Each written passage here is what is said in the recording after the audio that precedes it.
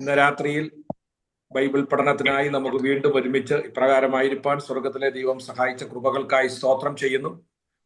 ഇന്ന് രാത്രിയിൽ ലോകത്തിന്റെ വിവിധ ഭാഗങ്ങളിൽ നിന്ന് വളരെ ആത്മാർത്ഥതയോടെ ജോയിൻ ചെയ്ത എല്ലാ പ്രിയപ്പെട്ടവരെയും കർത്താവായ യേശു ക്രിസ്തുവിന്റെ നാമത്തിൽ സ്നേഹ വന്ദനം ചെയ്യുന്നു. തീർച്ചയായിട്ടും ഇന്ന് രാത്രിയിലത്തെ ഈ പഠനം ഏവർക്കും ഏറ്റവും അനുഗ്രഹമായി തീരട്ടെ എന്ന് ആത്മാർത്ഥമായി പ്രാർത്ഥിക്കുകയും ആഗ്രഹിക്കുകയും ചെയ്യുന്നു. ഇന്ന് രാത്രി നമ്മൾ ബൈബിൾ പഠനത്തിനായി പോകുന്നതിന് മുമ്പായി നമുക്ക് പ്രാർത്ഥനയോടെ നമുക്ക് ആയിരിക്കാം. കർത്താവിന്റെ ദാസൻ ബ്രദർ സണ്ണി തോമസ് പ്രാർത്ഥിക്കാമോ? സണ്ണി തോമസ് പ്രാർത്ഥിച്ചാൽ. ഹല്ലേലൂയ. സ്തോത്രം സ്തോത്രം സ്തോത്രം. മനോഹരമായ സായാഹ്നം ഭൂമിയിൽ ഞങ്ങൾക്ക് ഒരിക്കൽ കൂടി നൽകിക്കൊണ്ട് തൃപ്പാദപീഠത്തിൽ വചനം പഠിക്കുക ഞങ്ങൾക്ക് തന്ന കൃപയ്ക്കായി സ്തോത്രം ചെയ്യുന്ന കർത്താവ്, പ്രിയ സാറിൽ നിന്ന് നിങ്ങൾക്ക് വേണ്ടുന്നതായ ജീവനെ നിങ്ങൾക്ക് നൽകണമെന്ന് പ്രാർത്ഥിക്കുന്നു. സാറിനെ ബലപ്പെടുത്തണമെന്ന് പ്രാർത്ഥിക്കുന്നു. സാറിന്റെ കുടുംബത്തിനും സാറിന്റെ ശുശ്രൂഷയ്ക്കായും പ്രാർത്ഥിക്കുന്നു. ഞാൻ ജേക്കബ് സാറിനായും പ്രാർത്ഥിക്കുന്നു. എന്നോടൊപ്പം ദൈവവചനം പഠിക്കുവാൻ ശ്രമിക്കുവാൻ വന്നിരിക്കുന്ന പ്രിയ സഹോദരി സഹോദരന്മാർക്കായി പ്രാർത്ഥിക്കുന്നു. സകലമാനവും മഹത്വവും അങ്ങയുടെ ഏകജാതനും ഞങ്ങളുടെ പ്രിയനുമായ ക്രിസ്തയേശു പിതാവെ കേൾക്കണമേ. ആമേൻ ആമേൻ ആമേൻ.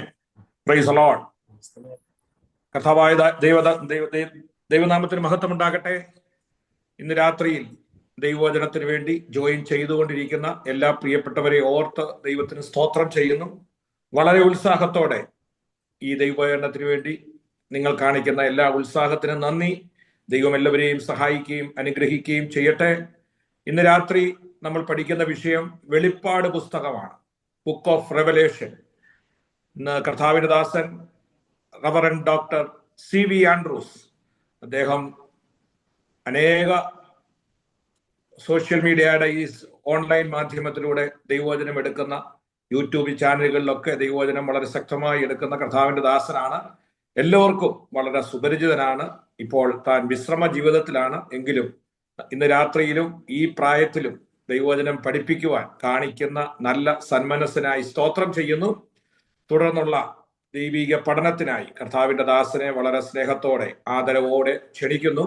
അദ്ദേഹത്തെ വായിച്ച് സഹായിക്കുന്നത് പ്രിയ സിസ്റ്റർ ലിൻസി തോമസ്. താൻ തന്നെ പറഞ്ഞിട്ടുണ്ട്. ലിൻസി ജോയിൻ ചെയ്തിട്ടുണ്ടല്ലോ അല്ലേ? ഓക്കെ. സിസ്റ്റർ ലിൻസി തോമസ് തന്നെ വായിച്ച് സഹായിക്കുന്നതായിരിക്കും. പാസ്റ്റർ CV ആൻഡ്രൂസിനെ വളരെ സ്നേഹത്തോടെ ക്ഷണിക്കുന്നു. ദൈവനാമത്തിൽ വന്ദനം. ഇന്ന് രാത്രികാലം ഈ പ്ലാറ്റ്ഫോമിൽ കടന്നു വരുവാൻ ദൈവം ഒരുക്കി തന്ന സന്ദർഭത്തിനായി സ്തുതിക്കുന്നു. ഞാനിപ്പോൾ തൂലിക TV ഒരു ക്ലാസ് കഴിഞ്ഞ് ഇങ്ങോട്ട് ഉടനെ ഓടിക്കയറുകയായിരുന്നു. ഇന്ന് ഈ പ്ലാറ്റ്ഫോമിൽ ഈ ബൈബിൾ കോളേജിൽ ആരംഭിക്കുന്ന എന്നെ ഏൽപ്പിച്ചിരിക്കുന്ന വിഷയം വെളിപ്പാട് പുസ്തകം എടുക്കുക എന്നുള്ളതാണ്. വെളിപ്പാട് പുസ്തകം പഠിപ്പിക്കുന്ന കാര്യത്തിൽ ഞാൻ വളരെയധികം ഉത്സാഹിയാണ്. 56 വർഷമായി ഞാൻ സഭാ ശുശ്രൂഷയിലായിട്ട്. ഇപ്പം ഞാൻ സഭാ ശുശ്രൂഷ വിട്ട് അമേരിക്കൻ അറ്റ്ലാന്റ ചർച്ച് ബോർഡിൻ്റെ രക്ഷാധികാരിയായി പ്രവർത്തിച്ചുകൊണ്ടിരിക്കുന്നു. അതുപോലെ തന്നെ ഞങ്ങളൊരു ഓൺലൈൻ ബൈബിൾ കോളേജ് നടത്തുന്നുണ്ട്. അത് ഞാൻ നടത്തിക്കൊണ്ടിരിക്കുന്നു. അതുകൂടാതെ 17 സ്ഥലങ്ങളിൽ ഞാൻ ബൈബിൾ ക്ലാസ്സുകൾ എടുക്കുന്നുണ്ട്. വെളിപ്പാട് പുസ്തകം 5 സ്ഥലങ്ങളിൽ എടുക്കുന്നുണ്ട്. ഇതോടെ കൂട്ടി ഇപ്പോൾ 6ാമത്തെ സ്ഥലമാണ്. നിങ്ങളെല്ലാവരും കാണുന്നതിൽ എനിക്ക് വലിയ സന്തോഷമുണ്ട്. എനിക്കിപ്പോൾ 75 വയസ്സ് കഴിഞ്ഞു. ഇപ്പോഴും ഞാൻ യൗവനക്കാരനാണ്.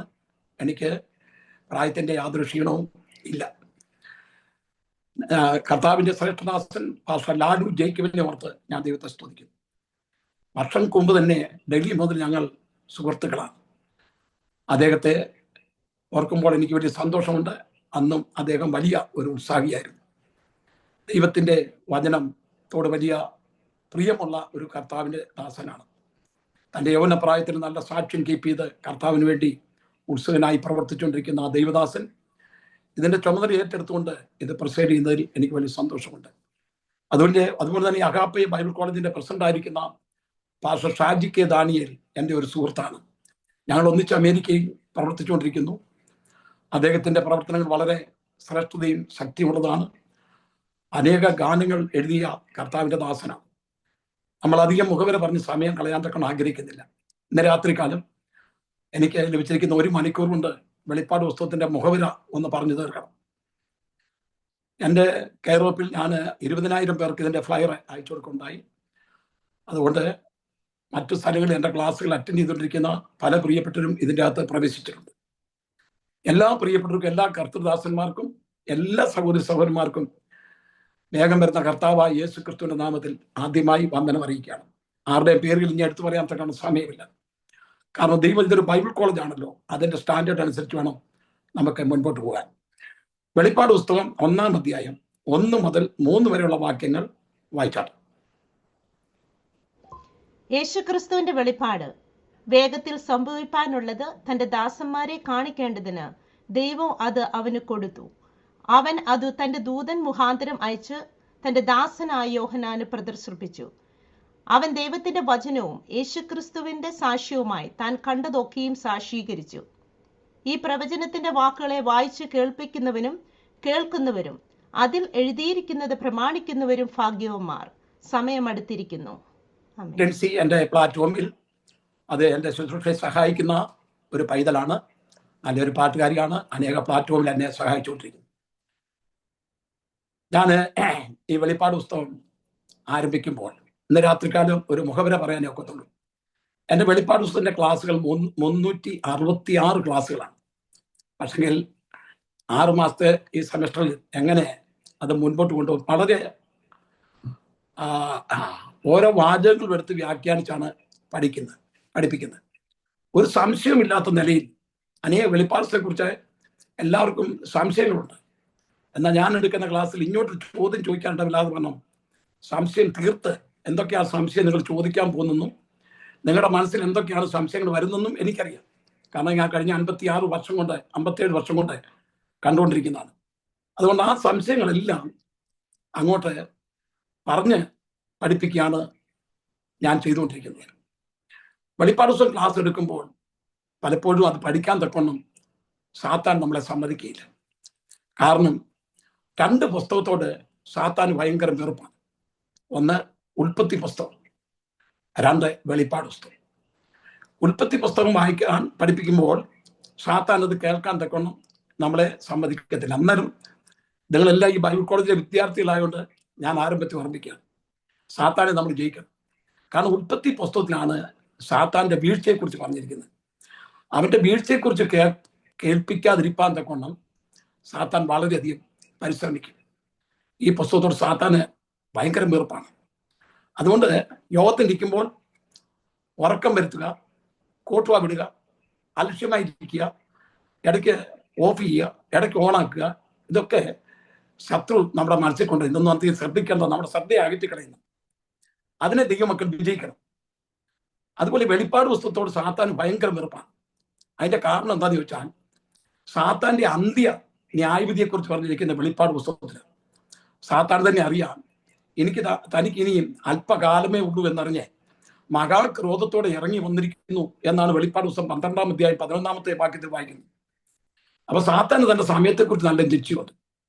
മനുഷ്യർക്കാണ് സമയത്തെക്കുറിച്ച് ബോധമില്ലാത്തത്. അതുകൊണ്ട് നമ്മൾ ബോധവാന്മാരായിരിക്കണം. എന്നോട് ചേർന്ന് ഈ വെളിപ്പാട് പുസ്തകം നിങ്ങൾ എൻ്റെ കൂടെ വന്നെങ്കിൽ മാത്രമേ ഇതിന്റെ എല്ലാ ഭാഗങ്ങളും, ആദ്യമേ ആൾക്കാർ ചോദിക്കുന്ന വെളിപ്പാട് പുസ്തകത്തിലെ ആൺകുട്ടി ആരാന്നൊക്കെയാണ് ചോദിക്കുന്നത്. ആൺകുട്ടി ആരാന്നൊക്കെ ഞാൻ നന്നായിട്ട് സംശയമില്ലാത്ത നിലയിൽ അത് നിങ്ങളെ ബോധവാന്മാരാക്കണം. പക്ഷെ എൻ്റെ കൂടെ വരണം. നമ്മുടെ ലാലു പാസ്റ്റർ പറഞ്ഞിട്ടുണ്ട്, ഇത് ഈ ബൈബിൾ കോളേജ് പഠനത്തിൽ ഡിഗ്രി കൊടുക്കുന്നുണ്ട്. അത് കേട്ടപ്പോൾ എനിക്ക് വലിയ സന്തോഷം.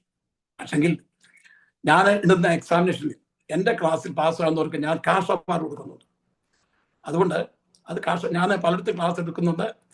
അവിടെയൊക്കെയും എക്സാമിനേഷൻ നടത്താറുണ്ട്. അവർക്ക് ഞാൻ കാഷ് അവാർഡ് കൊടുക്കാറുണ്ട്. അത് ലാലു ആയിരിക്കും തരുന്നത്, അല്ലെങ്കിൽ പാസ്റ്റർ ഷാജിക്ക് തന്നെയായിരിക്കും. ഞാൻ അവർക്ക് അയച്ചു കൊടുക്കും. ക്വസ്റ്റ്യൻ പേപ്പറൊക്കെ ചെക്ക് ചെയ്യുന്നവരാണ്, ഞാൻ അവർക്ക് ആൻസർ അയച്ചു കൊടുക്കും. അതുകൊണ്ട് ആദ്യം മുതലേ നിങ്ങൾ ഇതിൻ്റെ 100 മാർക്ക് മേടിക്കാൻ തയ്യാറാകണം. അങ്ങനെ ഉള്ളവർക്ക് ലഭിക്കാൻ പോകുന്ന 3 പ്രൈസുള്ളൂ: first prize, second prize, third prize. അതുകൊണ്ട് ഈ കാഷ് അവാർഡ് നിങ്ങൾ വിചാരിക്കുന്ന അമൗണ്ട് അല്ല, അതിനപ്പുറമാണ്. അത് എനിക്ക് പഠിക്കുന്ന സ്റ്റുഡൻസിനോടുണ്ടല്ലോ വലിയ സ്നേഹമാണ്, അവരെ എനിക്ക് വലിയ ബഹുമാനമാണ്. അപ്പൊ വെളിപ്പാട് പുസ്തകം പഠിക്കുമ്പോൾ ഈ രണ്ട് പുസ്തകത്തോട് ഭയങ്കര വെറുപ്പാണ്. വേദപുസ്തകം മുഴുവൻ പ്രവചനങ്ങളാൽ നിറയപ്പെട്ട ഒരു പുസ്തകമാണ്. പുതിയ നിയമത്തിലെ ഏക പ്രവചന ഗ്രന്ഥം എന്ന് പറയുന്നത് വെളിപ്പാട് പുസ്തകമാണ്. പഴയ നിയമം അതേ 39 പുസ്തകവും, പുതിയ നിയമം 27 പുസ്തകം, അതേ മൊത്തം 66 പുസ്തകങ്ങളാണ്. ഈ വെളിപ്പാട് പുസ്തകം പുതിയ നിയമത്തിലെ ഏക പ്രവചന ഗ്രന്ഥമാണെങ്കിലും നമ്മൾ എപ്പോഴും ഓർക്കണം, വേദപുസ്തകം മുഴുവൻ പ്രവചനമാണ്. അതുകൊണ്ട് ഈ പ്രവചനം പഠിക്കാൻ തക്കോണം, ഈ പ്രവചനം അത് ശരിയായിട്ട് വ്യാഖ്യാനിക്കാൻ തക്കോണം, അത് നമുക്ക് തന്ന അവസരത്തിനായി നമുക്ക് ദൈവത്തെ സ്തുതിക്കാം. ആരും പ്ലാറ്റ്ഫോമിൽ ഇരുന്ന് ഉറങ്ങരുത് കേട്ടോ. എനിക്കത് കാണുന്ന വലിയ വിഷമമാണ്. 2 നിലയിലുള്ള ഉറക്കമുണ്ട്. ഒന്ന് ഞാൻ കഴിഞ്ഞിട്ടുള്ളതാണ്. ഒന്ന് മതി പാസ്റ്ററെ മതി, ഇങ്ങനെ പറഞ്ഞിട്ടുണ്ട്. ചിലരുണ്ടല്ലോ പറഞ്ഞോ പാസ്റ്ററെ പറഞ്ഞു, ഇങ്ങനെ 2 നില ഉറക്കമുണ്ട്. ഇത് രണ്ടും എനിക്കിന്ന് കാണില്ല. അതുകൊണ്ട് എല്ലാവരും വളരെ സന്തോഷമായിട്ടിരിക്കണം. നമ്മുടെ കർത്താവായ യേശുക്രിസ്തു പറഞ്ഞു, എന്നെക്കുറിച്ച് അത് ന്യായപ്രമാണ പുസ്തകത്തിലും സങ്കീർത്തനങ്ങളിലും അതേ പ്രവാചക പുസ്തകങ്ങളിലും എഴുതിയിരിക്കുന്നു എന്ന് കർത്താവ് പറയുണ്ടായി. അപ്പൊ യേശുക്രിസ്തുവിനെ കുറിച്ച് പറഞ്ഞിരിക്കുന്ന അനേക പ്രവചനങ്ങൾ എവിടെ നോക്കിയാലും യേശുവിനെ കുറിച്ച് പറഞ്ഞിരിക്കുന്ന പ്രവചനങ്ങളാണ്. നമ്മളത് വ്യാഖ്യാനിച്ച് പഠിക്കേണ്ടതാണ്. നമ്മൾ കന്നക്കരാജ്ഞ ധനകാര്യമന്ത്രിയായ ഷണ്ണൻ അവിടുന്ന് എത്യോപ്യയിലെ രാജ്ഞി യെരുശലേമിൽ ആരാധന കഴിഞ്ഞ് പല്ലക്കിൽ വരുമ്പോൾ ഫിലിപ്പോസിനോട് ദൈവത്തിന്റെ ആത്മാവ് പറഞ്ഞു തേരിനോട് ചേർന്ന് നടക്കാം. അവൻ തേരിനോട് ചേർന്ന് നടന്നു. നടക്കാനാ പറഞ്ഞത്. അവൻ ഓടിച്ചെന്നാണ് വായിക്കുന്നത്. ഓടിച്ചെന്നപ്പോൾ ഈ രാജ്ഞി ബൈബിൾ യെശയ്യാ പ്രവാചകന്റെ ചുരുൾ വായിച്ചുകൊണ്ടിരിക്കുകയാണ്. അപ്പം വായിക്കുന്ന വീട്ടിൽ ഉറക്കെയാണ് വായിക്കുന്നത്. ആർക്കും ആളുടെ ആടിനെ പോലെ അവൻ മിണ്ടാതിരുന്നു. രോമം കത്തിരിക്കുന്നവർ മുമ്പിൽ മിണ്ടാതിരിക്കുന്ന കുഞ്ഞാടിനെ പോലെ അവൻ വായെ തുറക്കാതിരുന്നു. അവന്റെ താഴ്ചയിൽ ന്യായം കിട്ടാതെ പോയി. അവന്റെ തലമുറ ആർ വിവരിക്കും? ഭൂമിയിൽ തന്റെ ജീവനെ എടുത്തു കളയുന്നല്ലോ. യെശയ്യാ പ്രവചനം 52, 53 അധ്യായങ്ങളിൽ പ്രവേശിച്ച് താൻ ഈ ഭാഗങ്ങൾ ഇങ്ങനെ വായിച്ചുകൊണ്ടിരിക്കുകയാണ്. അപ്പോഴാണ് ഷണ്ണൻ അടുത്ത് എന്നിട്ട് ചോദിച്ചു, നീ വായിക്കുന്ന ഗ്രഹിക്കുന്നു? ആ രാജ്ഞിക്ക് ഇതേ അറിയാൻ തക്കണം ആഗ്രഹം കൊണ്ട് പറഞ്ഞു, ഒരുത്തൻ പൊരുൾ തിരിച്ചു തരാൻ ഞാൻ അങ്ങനെ ഗ്രഹിക്കും. ഒരുത്തൻ പൊരുൾ തിരിച്ചു തരാൻ ഞാൻ അങ്ങനെ ഗ്രഹിക്കും. തന്നോടുകൂടെ കയറി തേറിൽ ഇരിക്കണമെന്ന് മന്ത്രി ഷണ്ണൻ ഫിലിപ്പോസിനോട് ആവശ്യപ്പെട്ടു. അവൻ കയറി തേറിൽ ഇരുന്നു. ആ വായിച്ച വേദഭാഗങ്ങളെ കുറിച്ച് വായിക്കുന്നത് യെശയ്യാ പ്രവചനം 53-ാം അധ്യായത്തിൽ അറുക്കപ്പെട്ട കുഞ്ഞാടിന്റെ കാര്യമൊക്കെ പറഞ്ഞിരിക്കുന്ന ആ ഭാഗം വായിച്ചപ്പോൾ ഫിലിപ്പോസിനെ കുറിച്ച് വായിക്കുന്ന ഈ തിരുവെഴുത്ത് ആധാരമാക്കി യേശുക്രിസ്തുവിനെ കുറിച്ചുള്ള സുവിശേഷം വ്യാഖ്യാനിച്ചു കൊടുത്തു. അപ്പം വേദപുസ്തകം വ്യാഖ്യാനിച്ച് പഠിക്കേണ്ടതാണ്. ഒരാൾ പൊരു തിരിച്ചറിയാൻ വേണം. നമ്മൾ വെളിപ്പാട് പുസ്തകം വായിക്കുമ്പോൾ നമുക്കൊന്നും മനസ്സിലാകത്തില്ല.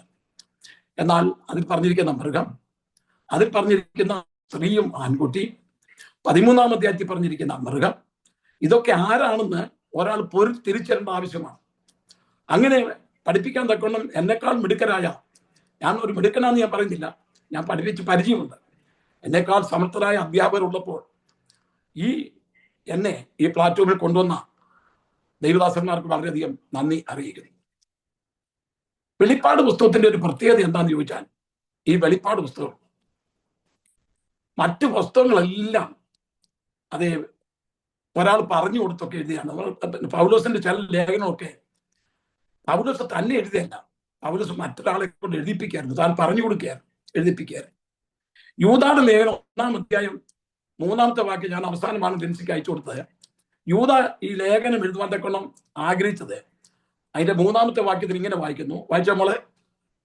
പ്രിയരെ, നമുക്ക് പൊതുവിലുള്ള രക്ഷയെക്കുറിച്ച് നിങ്ങൾക്ക് എഴുതുവാൻ സകല പ്രയത്നവും ചെയ്യുകയിൽ വിശുദ്ധന്മാർക്ക് ഒരിക്കലായിട്ട് ഫലമേൽപ്പിച്ചിരിക്കുന്ന വിശ്വാസത്തിനു വേണ്ടി പോരാടേണ്ടതിന് പ്രബോധിപ്പിച്ചെഴുതുവാൻ ആവശ്യമെന്ന് എനിക്ക് തോന്നി. നോക്കണമേ, തനിക്ക് പ്രബോധിപ്പിച്ചെഴുതുവാൻ ആ താല്പര്യമെന്ന് തോന്നി. തനിക്കത് തോന്നിയത് കൊണ്ട് എഴുതിയാണ്. കാരണം പൊതുവിലുള്ള രക്ഷയെക്കുറിച്ച് തനിക്ക് എഴുതണമെന്ന് തോന്നി. ആ തോന്നൽ ദൈവവചനമാണ്. ആ തോന്നലാണ് അദ്ദേഹം അത് എഴുതി. ആ ഒരു ചെറിയ പുസ്തകം, 25 വാക്യമുള്ള പുസ്തകം, ഒരു വലിയ മാർമിക വശങ്ങൾ തെളിയിച്ചിരിക്കുന്ന ഒരു പുസ്തകമാണ് ആ ലേഖനം. അപ്പം താല്പര്യം കൊണ്ട് തനിക്ക് തോന്നിയോണ്ട് എഴുതിയാണ്. എന്നാൽ വെളിപ്പാട് പുസ്തകം അങ്ങനെ എഴുതിയ ഒരു പുസ്തകമല്ല. വെളിപ്പാട് പുസ്തകം അത് ദൂതൻ തന്നെ കാണിച്ചു കൊടുക്കുമ്പോൾ അന്നേരം തന്നെ എഴുതുകയായിരുന്നു. കാരണം അതിന്റെ 11-ാമത്തെ വാക്യത്തിൽ വായിക്കുന്നുണ്ട്, നീ കാണുന്നത് ഒരു പുസ്തകത്തിൽ എഴുതി എഫെസോസ്, സ്മുർണ, പെർഗമോസ്, തുയത്തൈര, സർദീസ്, ഫിലദൽഫിയ എന്നീ 7 സഭകൾക്ക് അയക്ക എന്ന് കാഹളനാദത്തിനൊത്ത ഒരു ശബ്ദം എൻ്റെ പുറകിൽ കേട്ടു. നീ കാണുന്ന എഴുതി, അന്നേരം തന്നെ എഴുതുക. അന്നേരം തന്നെ പേപ്പറും പേനയും എടുത്ത് യോഹന്നാൻ എഴുതിയ ഒരു പുസ്തകമാണ് വെളിപ്പാട് പുസ്തകം. ദൈവം നേരിട്ട് കൊടുത്ത തൻ്റെ ദൂതൻ മുഖാന്തരം അത് യേശുക്രിസ്തുവിന് വെളിപ്പെട്ടു. അതിനുശേഷം ഒരു ദൂതനെ ഏൽപ്പിച്ച് പത്മോസ് ദ്വീപിൽ കിടന്ന യോഹന്നാന് പ്രദർശിപ്പിച്ചു എന്ന് പറഞ്ഞാൽ അടയാളത്താൽ കാണിച്ചു കൊടുത്തു എന്നാണ്. അതിൻ്റെ തെളിവെന്ന് പറഞ്ഞാൽ വെളിപ്പാട് പുസ്തകം നമ്മളെ 10-ാം അധ്യായത്തിലേക്ക് 10-ാം അധ്യായം എടുക്കുമ്പോൾ അതിന്റെ 3-ാമത്തെ വാക്യം ഒന്ന് വായിച്ചേ. വെളിപ്പാട് 10:3. സിംഹം അലറും പോലെ അത്യുച്ചത്തിൽ ആർത്തു. ആർത്തപ്പോൾ 7 ഇടിയും നാദം മുഴക്കി. 7 ഇടിയും നാദം മുഴക്കിയപ്പോൾ ഞാൻ എഴുതുവാൻ ഭാവിച്ചു. എന്നാൽ 7 ഇടി മുഴക്കിയത് എഴുതാതെ മുദ്രയിട്ടേക്ക എന്ന് സ്വർഗത്തിൽ നിന്ന് ഒരു ശബ്ദം കേട്ടു. ഒരു തെളിവ് ഞാൻ പറഞ്ഞത്, അന്നേരം തന്നെ യോഹന്നാൻ എഴുതുക. 7 ഇടിനാദം മുഴങ്ങിയത് എഴുതാൻ തുടങ്ങിയപ്പോൾ ശബ്ദം കേട്ടു. 7 ഇടിനാദം മുഴങ്ങിയത് ഇപ്പൊ എഴുതാതെ അങ്ങ് വിട്ടേക്ക്. അപ്പൊ അതിന്റെ തെളിവാണ് ഞാൻ പറഞ്ഞത്. യോഹന്നാന് പത്മോസ് ദ്വീപിൽ വെച്ച് ഇത് കാണിച്ചു കൊടുക്കുമ്പോൾ തന്നെ അന്നേരം തന്നെ എഴുതി, ആ സമയം തന്നെ എഴുതുക. 7 ഇടിനാദം മുഴങ്ങിയത് എഴുതാൻ തുടങ്ങി ഇപ്പൊ എഴുതാൻ പറഞ്ഞു, അത് എഴുതാതെ വിട്ടേക്കുക. അത് നിങ്ങളുടെ ഉറപ്പിന് ഞാൻ പറഞ്ഞ അത്രയ്ക്ക് പ്രാധാന്യം അർഹിക്കുന്ന ഒരു പുസ്തകമാണ് വെളിപ്പാട് പുസ്തകം. ഈ വെളിപ്പാട് പുസ്തകം എഴുതുവാൻ കാരണം എന്താണെന്ന് ചോദിച്ചാൽ, യോഹന്നാൻ അപ്പോസ്തലന്മാരാരും സ്വാഭാവിക മരണത്താൽ ഈ ലോകത്തിന് പോയവരല്ല. നിങ്ങൾ പഠിച്ചു നോക്കിയാൽ നമ്മൾ പറയും നമ്മുടെ കഷ്ടപ്പാടൊക്കെ എത്ര വലുതാണ്. എന്നാൽ ഈ അപ്പോസ്തലന്മാർക്കൊക്കെ വലിയ പീഡ അനുഭവിച്ച രക്തസാക്ഷികളായിട്ട് മരിച്ച അപ്പോസ്തലന്മാർ. യോഹന്നാൻ അപ്പോസ്തലൻ മാത്രമേ ഉള്ളൂ സ്വാഭാവിക മരണം വരിച്ചത്.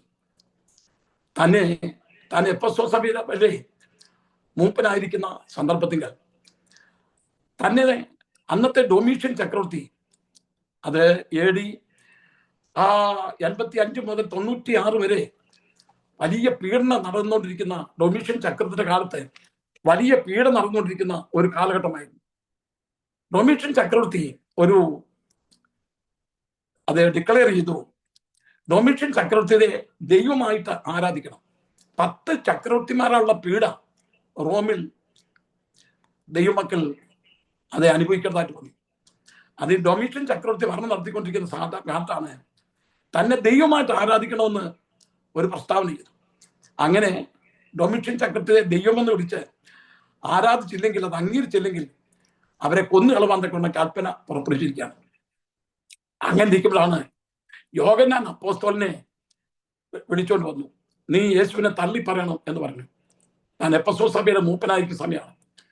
നീ യേശുവിനെ തള്ളി പറയണം, അല്ലെങ്കിൽ നിന്നെ തിളപ്പിച്ച എണ്ണയിലിടും. മറ്റുള്ളവരൊക്കെ സിംഹത്തിന്റെ കുകയിൽ ഇട്ട് കൊല്ലുകയായിരുന്നു. സിംഹമൊക്കെ പെട്ടെന്ന് കടിച്ചു കയറിയാൻ കൊല്ലുക. എന്നാൽ നിന്നെ തിളപ്പിച്ച് എണ്ണയിലിട്ട് കൊല്ലുമെന്നുള്ള കൽപ്പന അദ്ദേഹത്തിന് കൊടുത്തു. അദ്ദേഹം പറഞ്ഞു, എനിക്ക് യേശുവിനെ തള്ളി പറയാൻ തൊക്കെ ഒക്കത്തില്ലെന്ന് പറഞ്ഞു. തന്നെ പിടിച്ച് തിളപ്പിച്ച എണ്ണയിൽ താൻ എണ്ണയിൽ വീണ ഉടനെ എണ്ണ അങ്ങ് തണുത്തു പോയെന്നാണ് ചരിത്രം പറയുന്നത്. പച്ചവെള്ളം പോലെ തണുത്തു പോയി. അവിടുന്ന് കൊല്ലുവാൻ തക്കവണ്ണം സാധിക്കാതെ വന്നപ്പോൾ തന്നെ ആ എണ്ണയിൽ നിന്ന് എടുത്ത് തടവുകാരെ നാട് കടത്തിയിരുന്ന പത്മോസ് എന്ന ദ്വീപിലേക്ക് തന്നെ നാട് കടത്തി. ആ പത്മോസ് ദ്വീപ് എവിടാന്നൊക്കെ ഞാൻ പിന്നീട് പഠിപ്പിക്കാം, കാരണം അതിനുള്ള ബാക്കി ഇല്ലാതെ വന്നിട്ടുണ്ട്. പത്മോസ് എന്ന ദ്വീപിലേക്ക് തന്നെ നാട് കടത്തി. താൻ അവിടെ ആ ദ്വീപിൽ കിടക്കുമ്പോൾ ഇന്നും പത്മോസ് ദ്വീപിൽ നമ്മുടെ ആൾക്കാർ അത് അവിടെ കാണാൻ തക്കൊണ്ട് പോകുന്നുണ്ട്.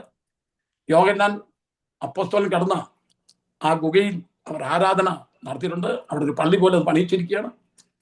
അപ്പം ഇന്നും ഇവിടെ പറഞ്ഞിരിക്കുന്ന ആസിയിലെ ഇതെല്ലാം ഉള്ളത് ഈ തുർക്കിക്ക് സമീപമാണ് ഈ പത്മോസ് ദ്വീപ്. ആസിയിലെ 7 സഭകൾ എന്ന് പറഞ്ഞാൽ അത് ഇന്നത്തെ തുർക്കിയാണ്, ടർക്കിയിലാണ്. അത് മനസ്സിലാക്കണം. ഞാൻ അതുകൂടെ പറഞ്ഞ് വിടുകയാണ്. അത് ഏഷ്യ മൈനർ എന്ന് പറയുമ്പോൾ ആൾക്കാർക്ക് മനസ്സിലാകത്തില്ല. ഇന്ന് തുർക്കി എന്ന് പറയുന്ന രാജ്യത്താണ് ഈ ആസിയിലെ 7 സഭകൾ ഉണ്ടായിരുന്നത്. ഈ ആസിയിൽ 7 സഭകൾ മാത്രമല്ലായിരുന്നു. ബൈബിളിൽ പറഞ്ഞിരിക്കുന്ന കുറഞ്ഞത് 10-11 സഭകൾ അന്ന് ഈ തുർക്കിയിലുണ്ടായിരുന്നു. ഈ വെളിപ്പാട് പുസ്തകത്തിൽ പറയുന്ന ബൈബിളിൽ പറയുന്ന ത്രോവാസ് അത് തുർക്കിയിലുണ്ടായിരുന്ന ഒരു സ്ഥലമാണ്. അവിടെ സഭയുണ്ടായിരുന്നു. ഹിയറപ്പോലിസ് അവിടെ ഉണ്ടായിരുന്ന ഒരു സഭയാണ്. കൊലോസ്യ സഭയ്ക്ക് ലേഖനം എഴുതിയില്ലേ, കൊലോസ്യ അവിടെ ഉണ്ടായിരുന്നതാണ്. ഗലാത്യ സഭകളില്ലേ, അതെല്ലാം തുർക്കിയിലായിരുന്നു, ഗലാത്യ സഭകൾ. ഇങ്ങനെ അപ്പോസ്തലനായ പൗലോസിന്റെ ജീവിതകാലത്ത് ഈ തുർക്കിയിൽ താൻ ഏകദേശം 3 വർഷത്തോളം താമസിച്ച് പ്രവർത്തിച്ച ഒരു സന്ദർഭം നമുക്ക് വെളിപ്പാട് പുസ്തകം അപ്പോസ്തല പ്രവൃത്തി 19-ാം അധ്യായം അതിന്റെ 2nd പാരഗ്രാഫ് മുതൽ വായിക്കുമ്പോൾ നമുക്ക് കാണുവാൻ കഴിയും. താൻ തുറന്നല്ലോസിന്റെ പാഠശാലയിൽ 2 വർഷം എഫെസോസിൽ താൻ ബൈബിൾ ക്ലാസ് നടത്തി. തുറന്നല്ലോസിന്റെ പാഠശാലയിൽ അന്ന് ആസിയയിലുള്ളവരൊക്കെ കടന്നു വന്ന് ദൈവത്തിന്റെ വചനം കേൾക്കുകയും പഠിക്കുകയും അങ്ങനെ ആസിയ മുഴുവൻ ദൈവത്തിന്റെ വചനം പരക്കുവാൻ തൊക്കെ ഇടയായിത്തീർന്നു. അപ്പോസ്തല പ്രവൃത്തി 20-ാം അധ്യായം നമ്മൾ വായിക്കുമ്പോൾ തന്റെ റോമിലേക്കുള്ള തന്റെ യാത്രയിൽ താന് എഫെസോസിൽ മിലത്തോസിൽ വന്ന സന്ദർഭത്തിൽ എഫെസോസിലെ മൂപ്പന്മാരെ അവിടെ വരുത്തി അവരോട് പറഞ്ഞ ചില ഗുണദോഷം കണ്ണുനീരോടെ ആ ഭാഗം വായിച്ചെങ്കിലേ നമുക്ക് ആ ഭാഗം മനസ്സിലാകത്തുള്ളൂ. അദ്ദേഹം പറഞ്ഞ വാചകം, ഞാന് പോയ ശേഷം ആടുകളെ ആദരിക്കാത്ത കൊടിയ ചെന്നായ്ക്കൾ നിങ്ങളുടെ അരിക്കൽ കടന്നു വരും. എഫെസോസിലെ മൂപ്പന്മാരോട് പറയുകയാണ്, ഞാൻ കഴിഞ്ഞ 3 വർഷക്കാലം, എന്നാലും അവിടെയാണ് നമുക്ക് 3 വർഷം കഴിഞ്ഞത്, 3 വർഷക്കാലം നിങ്ങൾ ഓരോരുത്തരോട് ബുദ്ധി പറഞ്ഞ് നിങ്ങളെ ഗുണദോഷിച്ച ആ പ്രബോധനം നിങ്ങൾ ഓർത്തുകൊള്ളണം എന്ന് പറയുകയാണ്. അപ്പൊ അപ്പോസ്തലനായ പൗലോസ് 3 വർഷം ഈ തുർക്കിയിൽ താമസിച്ച് ദൈവത്തിന്റെ വചനം പരത്തുവാൻ തക്കവടിയായി തന്നു. അങ്ങനെയാണ് ആസിയിൽ അനേകർ കർത്താവിനെ അംഗീകരിപ്പാൻ തക്കണം ഇടയായി തീർന്നു. അപ്പോൾ ആസിയിൽ അനേക സഭകൾ തന്റെ പ്രവർത്തനം മൂലം ആരംഭിച്ചതാണ്. എഫെസോസിലെ മൂപ്പനായിരിക്കുന്ന സന്ദർഭത്തിലാണ് തന്നെ ഡൊമീഷ്യൻ ചക്രവർത്തി പിടിച്ച് തിളപ്പിച്ച് എണ്ണയിലിട്ട് തന്നെ അവിടുന്നും കൊല്ലാൻ തക്കണം സാധിക്കാതെ വന്നപ്പോൾ തൻ്റെ അത് AD 95 ഈ യോഹന്നാനെ പത്മോസ് എന്ന ദ്വീപിലേക്ക് തന്നെ നാട് കടത്തി. ഒരു തടവുകാരനായി പിടിക്കപ്പെടുന്ന നാട് കടത്തി. അവിടെ താൻ പാർക്കുന്ന സന്ദർഭത്തിൽ അത് തനിക്ക് ചെറിയ നിരാശയൊക്കെ വന്ന് കാണണം. കാരണം ഇപ്പോൾ ആരുമില്ല, ഒന്ന് സംസാരിപ്പാൻ തക്കണോ ആരുമില്ല, തന്നോട് ഒന്ന് ഇടപെടാൻ തക്കണോ ആരുമില്ല. അപ്പോൾ ആ സ്ഥാനത്ത് താൻ അവിടെ ദൈവത്തിന്റെ സന്നിധിയിൽ ദൈവത്തിന്റെ വചനം കേൾക്കുവാൻ ദൈവ ശബ്ദം കേൾക്കുവാൻ തക്കണം ഇവിടെ ആയിത്തീർന്നു എന്ന് നമുക്ക് കാണുവാൻ തക്കണം കഴിയുന്നു. ഇവിടെ നമ്മൾ വായിക്കുന്ന ഭാഗത്തേക്ക് അവിടെ ഇരുന്നുകൊണ്ടാണ് താൻ ഭാവിയിലുള്ള സംഭവങ്ങളെല്ലാം എഴുതുവാൻ തക്കണം ഇടയായി തീർന്നത്. ഇവിടെ വായിക്കുന്ന ആ 1-ാമത്തെ വാക്യം നമുക്കൊന്ന് വായിക്കാം മോളെ.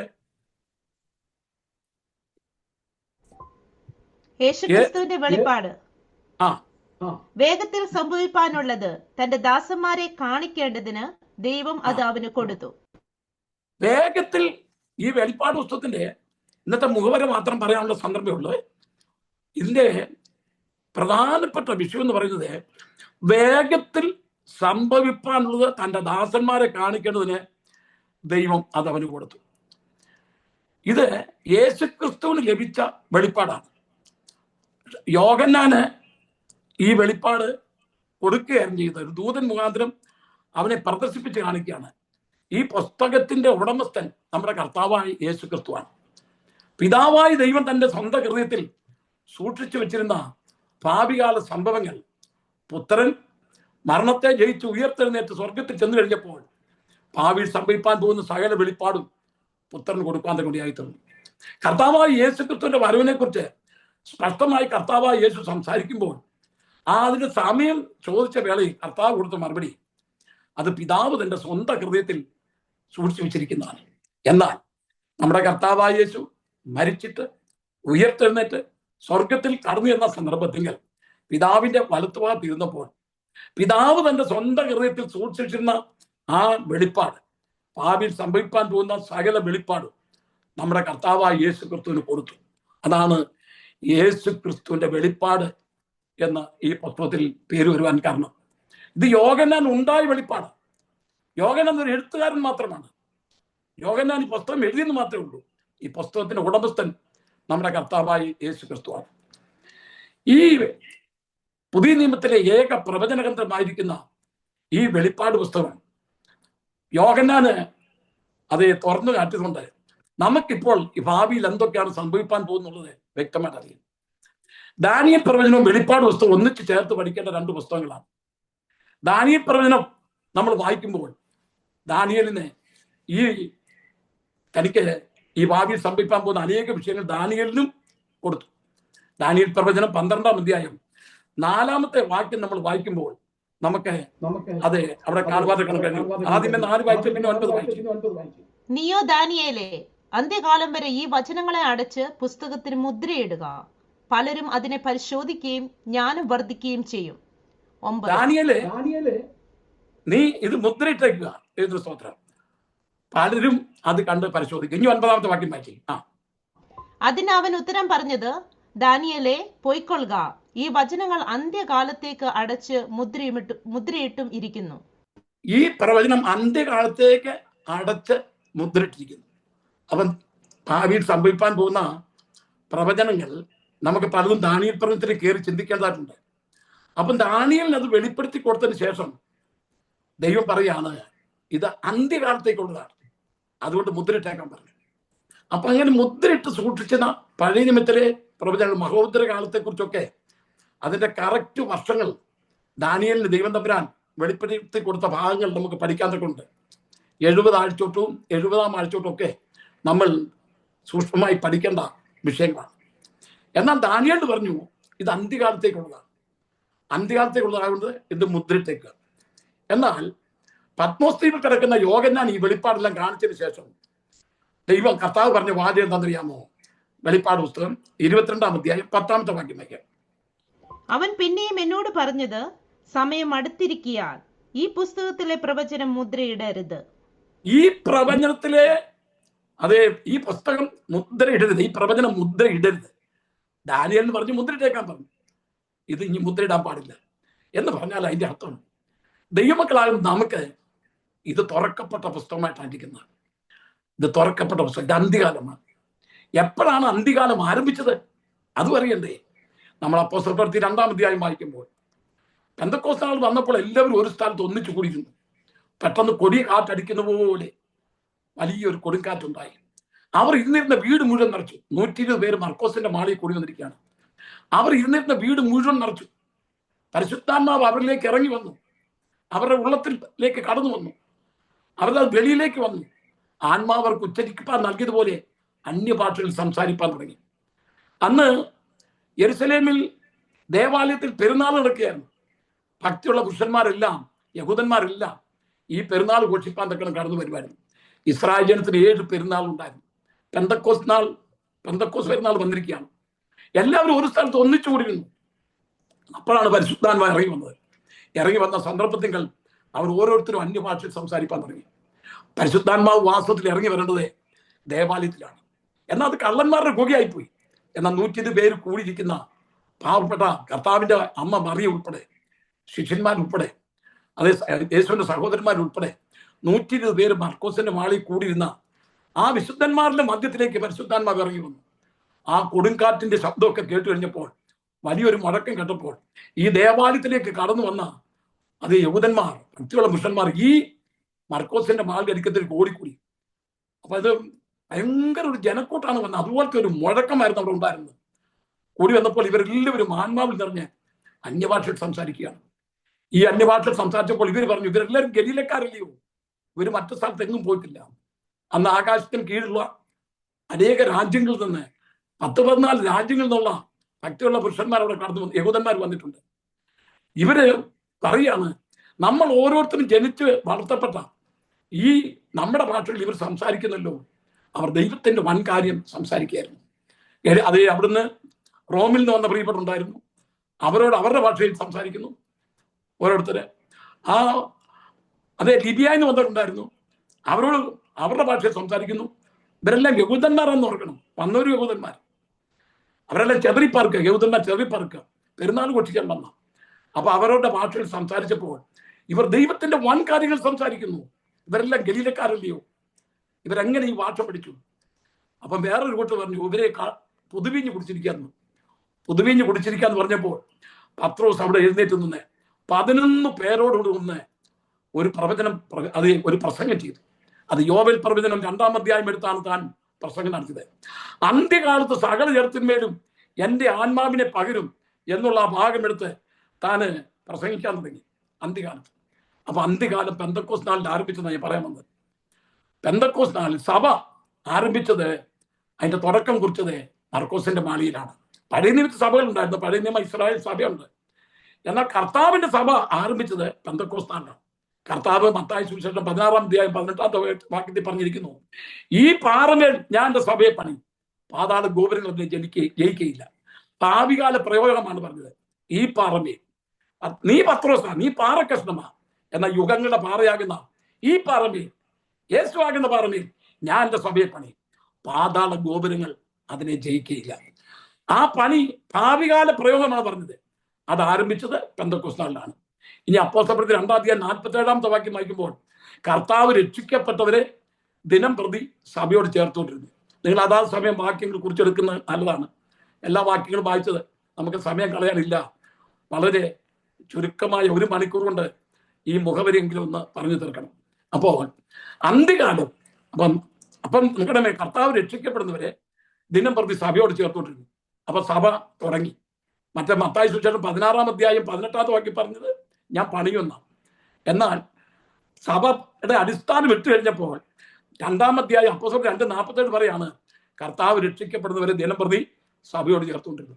അന്ന് സഭ ആരംഭിച്ചു. അന്ന് അന്ത്യകാലം ആരംഭിച്ചു. അന്ത്യകാലത്ത് സകല ജഡത്തിന്മേലും എൻ്റെ ആത്മാവിനെ പകരും. ഇപ്പോൾ അന്ത്യകാലത്തിന്റെ അന്തിമ സമയത്തേക്ക് നമ്മൾ വന്നിരിക്കുകയാണ്. ഞാൻ വെളിപ്പാട് പുസ്തകത്തിന്റെ ഓരോ ഭാഗങ്ങളും എടുത്ത് പഠിപ്പിക്കുമ്പോൾ നമ്മളുടെ അതേ സമയം ഏറ്റവും അടുത്ത് പോയി എന്ന് നമ്മൾ മനസ്സിലാക്കാൻ തക്ക ഇടയായിത്തീരും. ഞാനിത് പഠിപ്പിക്കുന്ന സമയത്ത് ഞാൻ എപ്പോഴും വളരെ ഞടുക്കത്തോടാണ് നിൽക്കുന്നത്. കാരണം അടുത്ത ആഴ്ചയിൽ നമ്മൾ ഈ ക്ലാസ്സിൽ നിങ്ങൾ ആരും കാണത്തില്ല, ഞാനും കാണത്തില്ലെന്ന് വിചാരിക്കുക. കർത്താവ് വന്നെന്ന് വിചാരിച്ചാൽ മതി. അതുപോലെ കർത്താവിന്റെ വരവ് ഏറ്റവും അടുത്ത ആഴ്ച നമ്മൾ ചിലപ്പോൾ സൂം മീറ്റിങ്ങിൽ കൂടാൻ തക്ക നോക്കത്തില്ല. കാരണം കർത്താവ് അതിനിപ്പം വന്നെങ്കിൽ നമുക്ക് ഈ ലോകത്തിൽ സൂം മീറ്റിങ്ങിന്റെ ആവശ്യമില്ല, ഈ ബൈബിൾ കോളേജിന്റെ ആവശ്യമില്ല. സ്വർഗ്ഗത്തിൽ ചെല്ലുമ്പോൾ ബൈബിൾ കോളേജ് ഇല്ല, സ്വർഗ്ഗത്തിൽ ചെല്ലുമ്പോൾ ഉപവാസം ഇല്ല, സ്വർഗ്ഗത്തിൽ ചെല്ലുമ്പോൾ പ്രാർത്ഥന ഇല്ല. എന്നാളൊരു അമ്മ എന്ന് പറഞ്ഞാൽ സ്വർഗ്ഗത്തിൽ ചെല്ലുമ്പോൾ എപ്പോഴും പ്രാർത്ഥിച്ചുകൊണ്ടിരിക്കും. കാരണം വേറെ ജോലിയൊന്നുമില്ലല്ലോ. ഞാൻ പറഞ്ഞ അമ്മാമേ, സ്വർഗ്ഗത്തിൽ ചെല്ലുമ്പോൾ പ്രാർത്ഥന ഇല്ല, അവിടെ ചെല്ലുമ്പോൾ ആരാധന മാത്രമേ ഉള്ളൂ. കുഞ്ഞാടേ, നീ അറുക്കപ്പെട്ടു, നിന്റെ രക്തത്താൽ ഞങ്ങളെ വിലയ്ക്ക് വാങ്ങി, ഞങ്ങളെ രാജാക്കന്മാരും പുരോഹിതന്മാരും ആക്കി വെച്ചു. ദൈവത്തിന്റെ സ്തോത്രം. അപ്പോൾ അന്ത്യകാലം ആരംഭിച്ചിരിക്കുന്നു. അന്ത്യകാലത്തിന്റെ അന്തിമ സമയത്തേക്ക് നമ്മൾ വന്നിരിക്കുന്നു. ഇത് തുറക്കപ്പെട്ട പുസ്തകമാണ്, തുറക്കപ്പെട്ട പുസ്തകമാണ്. ഈ വെളിപ്പാട് പുസ്തകത്തെ 3 ഭാഗമായി തിരിച്ചിട്ടുണ്ട്. ഇതെല്ലാം പരീക്ഷയ്ക്ക് വരുന്ന അതേ ഭാഗങ്ങളാണ്. അതുകൊണ്ട് ദൈവമക്കൾ വളരെ ശ്രദ്ധയോടെ ഇരിക്കണം. നമ്മൾ ആരും ഇതിനെ തിരിക്കാൻ തക്കണം പോകണ്ട. നമ്മുടെ കർത്താവ് തന്നെ അത് ഇതിനെ 3 ഭാഗമായി തിരിച്ചിട്ടുണ്ട്.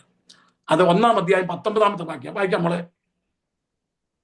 നീ കണ്ടതും ഇപ്പോൾ ഉള്ളതും ഇനി സംഭവിക്കാനിരിക്കുന്നതും. മതി. നീ കണ്ടത്, ഇപ്പോൾ ഉള്ളത്, ഇനിമേൽ സംഭവിക്കാനിരിക്കുന്നത്. അതാണ് വെളിപ്പാട് പുസ്തകത്തിന്റെ 3 ഭാഗങ്ങൾ. നീ കണ്ടതാണ് 1-ാം അധ്യായം 11 മുതലുള്ള വാക്യങ്ങൾ. യോഹന്നാൻ പത്മോസ് ദ്വീപിൽ കിടക്കുമ്പോൾ, താൻ നിരാശനായിരിക്കുമ്പോൾ കർത്തൃ ദിവസം വന്നപ്പോൾ താൻ ആത്മാവിലായി. ആ കർത്തൃ ദിവസത്തെ കുറിച്ചുള്ള പഠനമുണ്ട്. അത് കർത്താവിന്റെ ദിവസമുണ്ട്, കർത്തൃ ദിവസമുണ്ട്. അവിടെ കർത്തൃ ദിവസം 1-ാം അധ്യായം 10-ാമത്തെ വാക്യം നമ്മൾ വായിക്കുമ്പോൾ കർത്തൃ ദിവസം, അത് ഇംഗ്ലീഷിൽ കൊടുത്തിരിക്കുന്ന ലോർഡ്സ് ഡേ എന്നാണ്.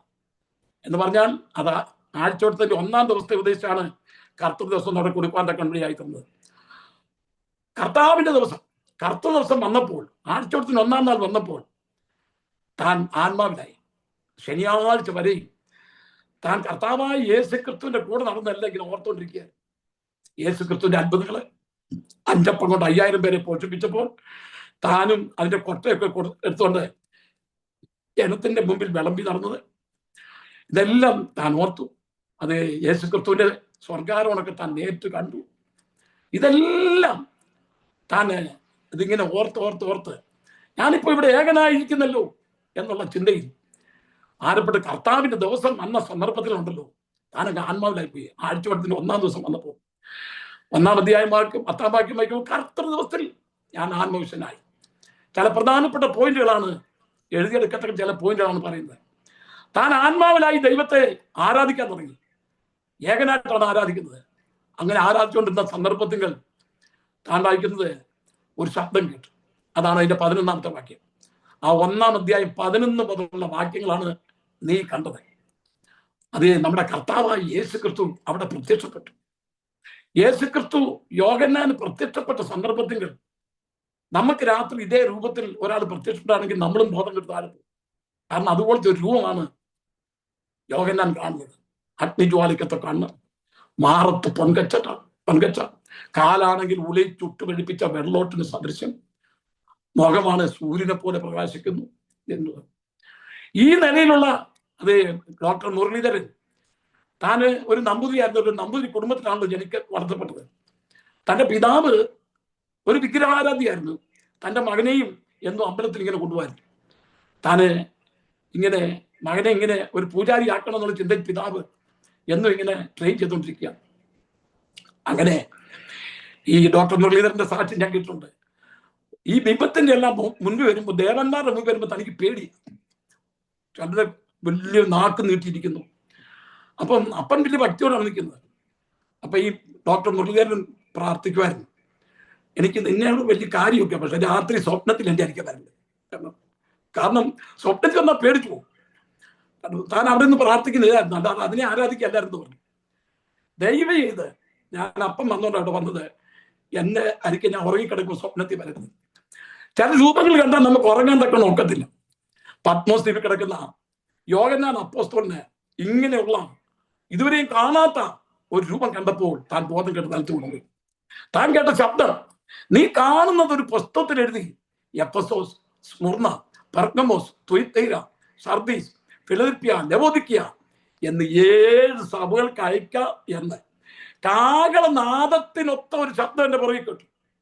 ഞാൻ തിരിഞ്ഞു നോക്കിയപ്പോൾ അഗ്നിജ്വാലക്കത്തെ കണ്ണുള്ളതിന് മാർത്ത് പൊൻകച്ചട്ടിയുമായി നിലയങ്കി ധരിച്ചുകൊണ്ട് പ്രത്യക്ഷപ്പെട്ട കർത്താവിനെ കണ്ടു. ദൈവത്തിന് സ്തോത്രം. ആ കർത്താവിനെ മർക്കോസിന്റെ മാറിയെ വെച്ച് ഈ കർത്താവിനെ മാർബി യോഹന്നാൻ ചാരിയിരുന്നതാണ്.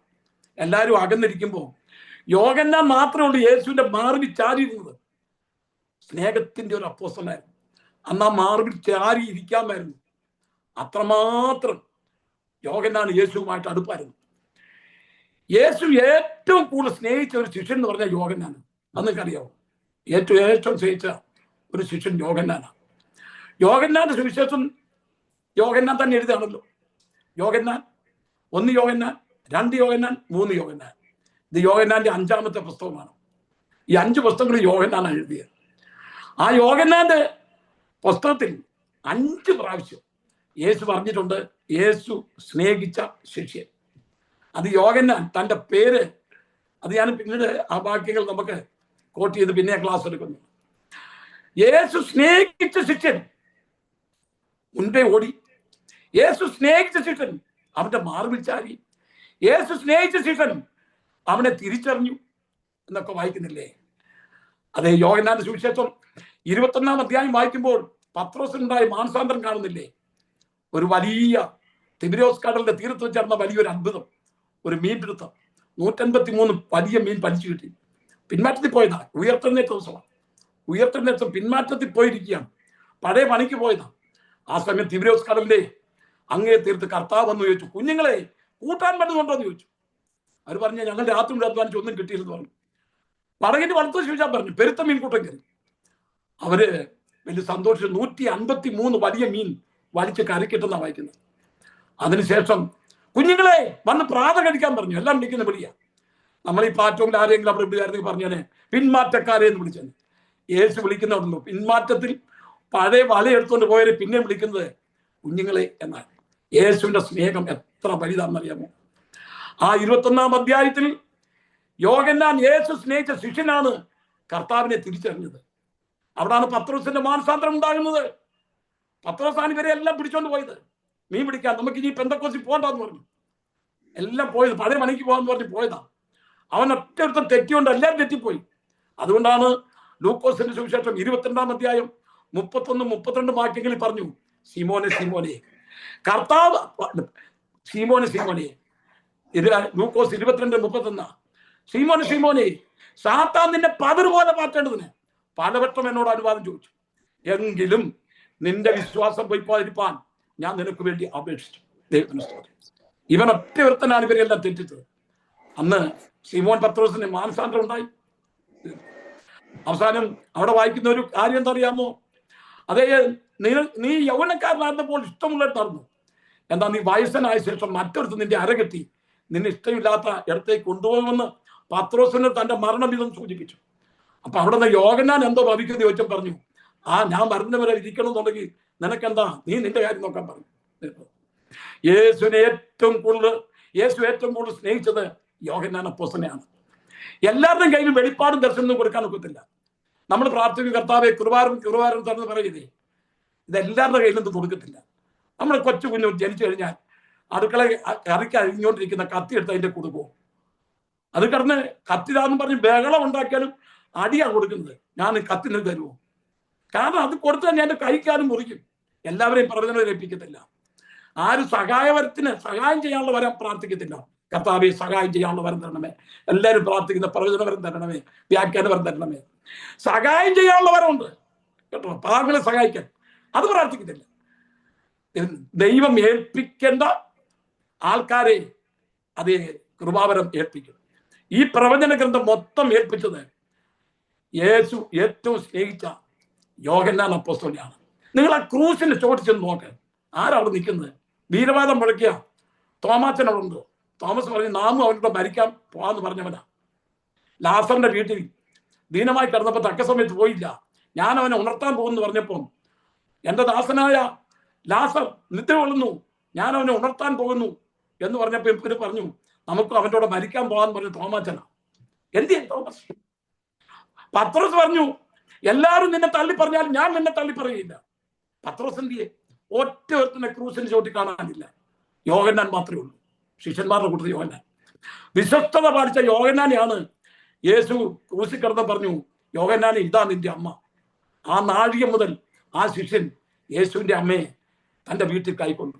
മരണപര്യന്തം വരെ യോഹന്നാൻ യേശുവിന്റെ അമ്മയെ തന്റെ വീട്ടിലെ അമ്മയായി അംഗീകരിച്ചുകൊണ്ട് നോക്കി. അതാണ് കർത്താവ് ഏൽപ്പിച്ചത്. ആരെന്നറിയാമോ? ചുമതല ഏൽപ്പിക്കാൻ വിശ്വസ്തയോടെ അത് കൈകാര്യം ചെയ്യുവാൻ യോഹന്നാന് കഴിയും എന്ന് മനസ്സിലാക്കിയത് കൊണ്ടാണ് യോഹന്നാനെ ആ ചുമതല ഏൽപ്പിച്ചത്. നമ്മൾ ദൈവസന്നിധിയിൽ വിശ്വസ്തയോടെ നിൽക്കുകയാണെങ്കിൽ ദൈവം നമ്മളെ ചുമതല ഏൽപ്പിക്കും. എല്ലാവരും ഏൽപ്പിക്കത്തില്ല, പ്രവചനം എല്ലാവരും ഏൽപ്പിക്കത്തില്ല.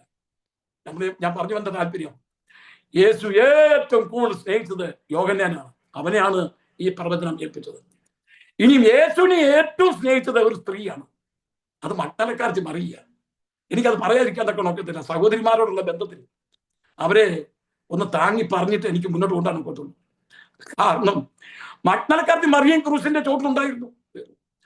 യേശുവിന്റെ മരിച്ച കല്ലറയിൽ നാറ്റം വെച്ച് അതേ 3-ാം ദിവസം മഗ്ദലക്കാരത്തി മറിയ, ആദ്യം മഗ്ദലക്കാരത്തി മറിയക്കാണ് യേശു പ്രത്യക്ഷപ്പെട്ടത്. നിങ്ങൾ മർക്കോസിന്റെ സുവിശേഷം 16-ാം അധ്യായം അത് അതിന്റെ 8-ാമത്തെ വാക്യം തോന്നുന്നു. ആദ്യം മഗ്ദലക്കാരത്തി മറിയയ്ക്ക് യേശു പ്രത്യക്ഷപ്പെടുന്നത് വ്യക്തമായിട്ടിരിക്കുന്നു കേട്ടോ. പത്രോസിനല്ല, മറ്റാർക്കും അല്ല. ആദ്യം പ്രത്യക്ഷപ്പെട്ടത് ഒരു സ്ത്രീക്കാണ്. രണ്ടാമത് പ്രത്യക്ഷപ്പെട്ടതും കുറച്ച് സ്ത്രീകൾക്കാണ്. മത്തായി സുവിശേഷം 28-ാം അധ്യായം 6 മുതലുള്ള വാക്യങ്ങൾ വായിക്കണം. ചില സ്ത്രീകൾക്കാണ് പ്രത്യക്ഷപ്പെട്ടത് കേട്ടോ. നോക്കണമേ, ഇവരെല്ലാം നമ്മൾ വായിക്കണം. സ്ത്രീകൾക്ക് കർത്താവിന്റെ വേലയോടുള്ള ബന്ധത്തിൽ വളരെ പങ്കുണ്ട്, വളരെ പ്രാധാന്യമുണ്ട്. മഗ്ദലക്കാരത്തി മറിയക്കോടാണ് പറഞ്ഞത്, എന്റെ ഉയർത്തെഴുന്നേൽപ്പ് എന്ന് പറയാൻ പറഞ്ഞു. ദൈവത്തിന് സ്തോത്രം. ഞാൻ ഉയർത്തെഴുന്നേറ്റ് പറയാൻ പറഞ്ഞു. സ്ത്രീകളോടും പറഞ്ഞു ഉയർത്തെഴുന്നേറ്റ് എന്ന് പറയാൻ പറഞ്ഞു. മൂന്നാമത് പ്രത്യക്ഷപ്പെട്ടത് തിബിരിയോസ് കടൽ അല്ല, യമ്മോസിലേക്ക് പോയ 2 ശിഷ്യന്മാർക്കാണ്. അവർ ഭാര്യയും ഭർത്താവുമായിരുന്നു. അവർക്കാണ് മൂന്നാമത് പ്രത്യക്ഷപ്പെട്ടത്. പിന്നെ തോമസ് വഴിയുള്ളവർക്കാണ് പിന്നെ പ്രത്യക്ഷപ്പെട്ടത്. പിന്നെ തോമസിന് തന്നെ പ്രത്യക്ഷപ്പെട്ടു. ഒരു ആഴ്ചവട്ടത്തിന്റെ 1-ാം ദിവസത്തെ കാര്യമായി പറയുന്നത്. ആഴ്ചവട്ടത്തിന്റെ 1-ാം ദിവസം പ്രത്യക്ഷപ്പെട്ട കാര്യമാണ് ഞാൻ ഈ പറയുന്നത്. ദൈവത്തിന്റെ സ്തോത്രം. ആദ്യം മഗ്ദലക്കാരത്തി മറിയക്കാണ് പ്രത്യക്ഷം. മഗ്ദലക്കാരത്തി മറിയ എന്താണ് പറഞ്ഞെന്നറിയാമോ? യജമാനെ, നീ അവന്റെ ശരീരം എവിടെ വെച്ചെന്ന് പറഞ്ഞാൽ ഞാനത് തോളിയിട്ടോട്ട് പോക്കോളാം, ഒന്ന് പറഞ്ഞാൽ മതി. നോക്കണമേ, അപ്പൊ യേശുവിനെ സ്നേഹിച്ച വെളുപ്പാൻ കാലത്ത് ഇരുട്ടുള്ളപ്പോൾ മഗ്ദലക്കാരത്തി മറിയ യേശുവിനോട് പറയാണ്, യജമാൻ തോട്ടക്കാരൻ നിരൂപിച്ച് പറയാണ്, യജമാനെ, നീ അവനെ എവിടെ വെച്ചു എന്ന് എന്നോട് പറയാമെന്നുണ്ടല്ലോ, ഞാൻ ആ ശരീരം എടുത്തുകൊണ്ട് പോയിക്കോളാം.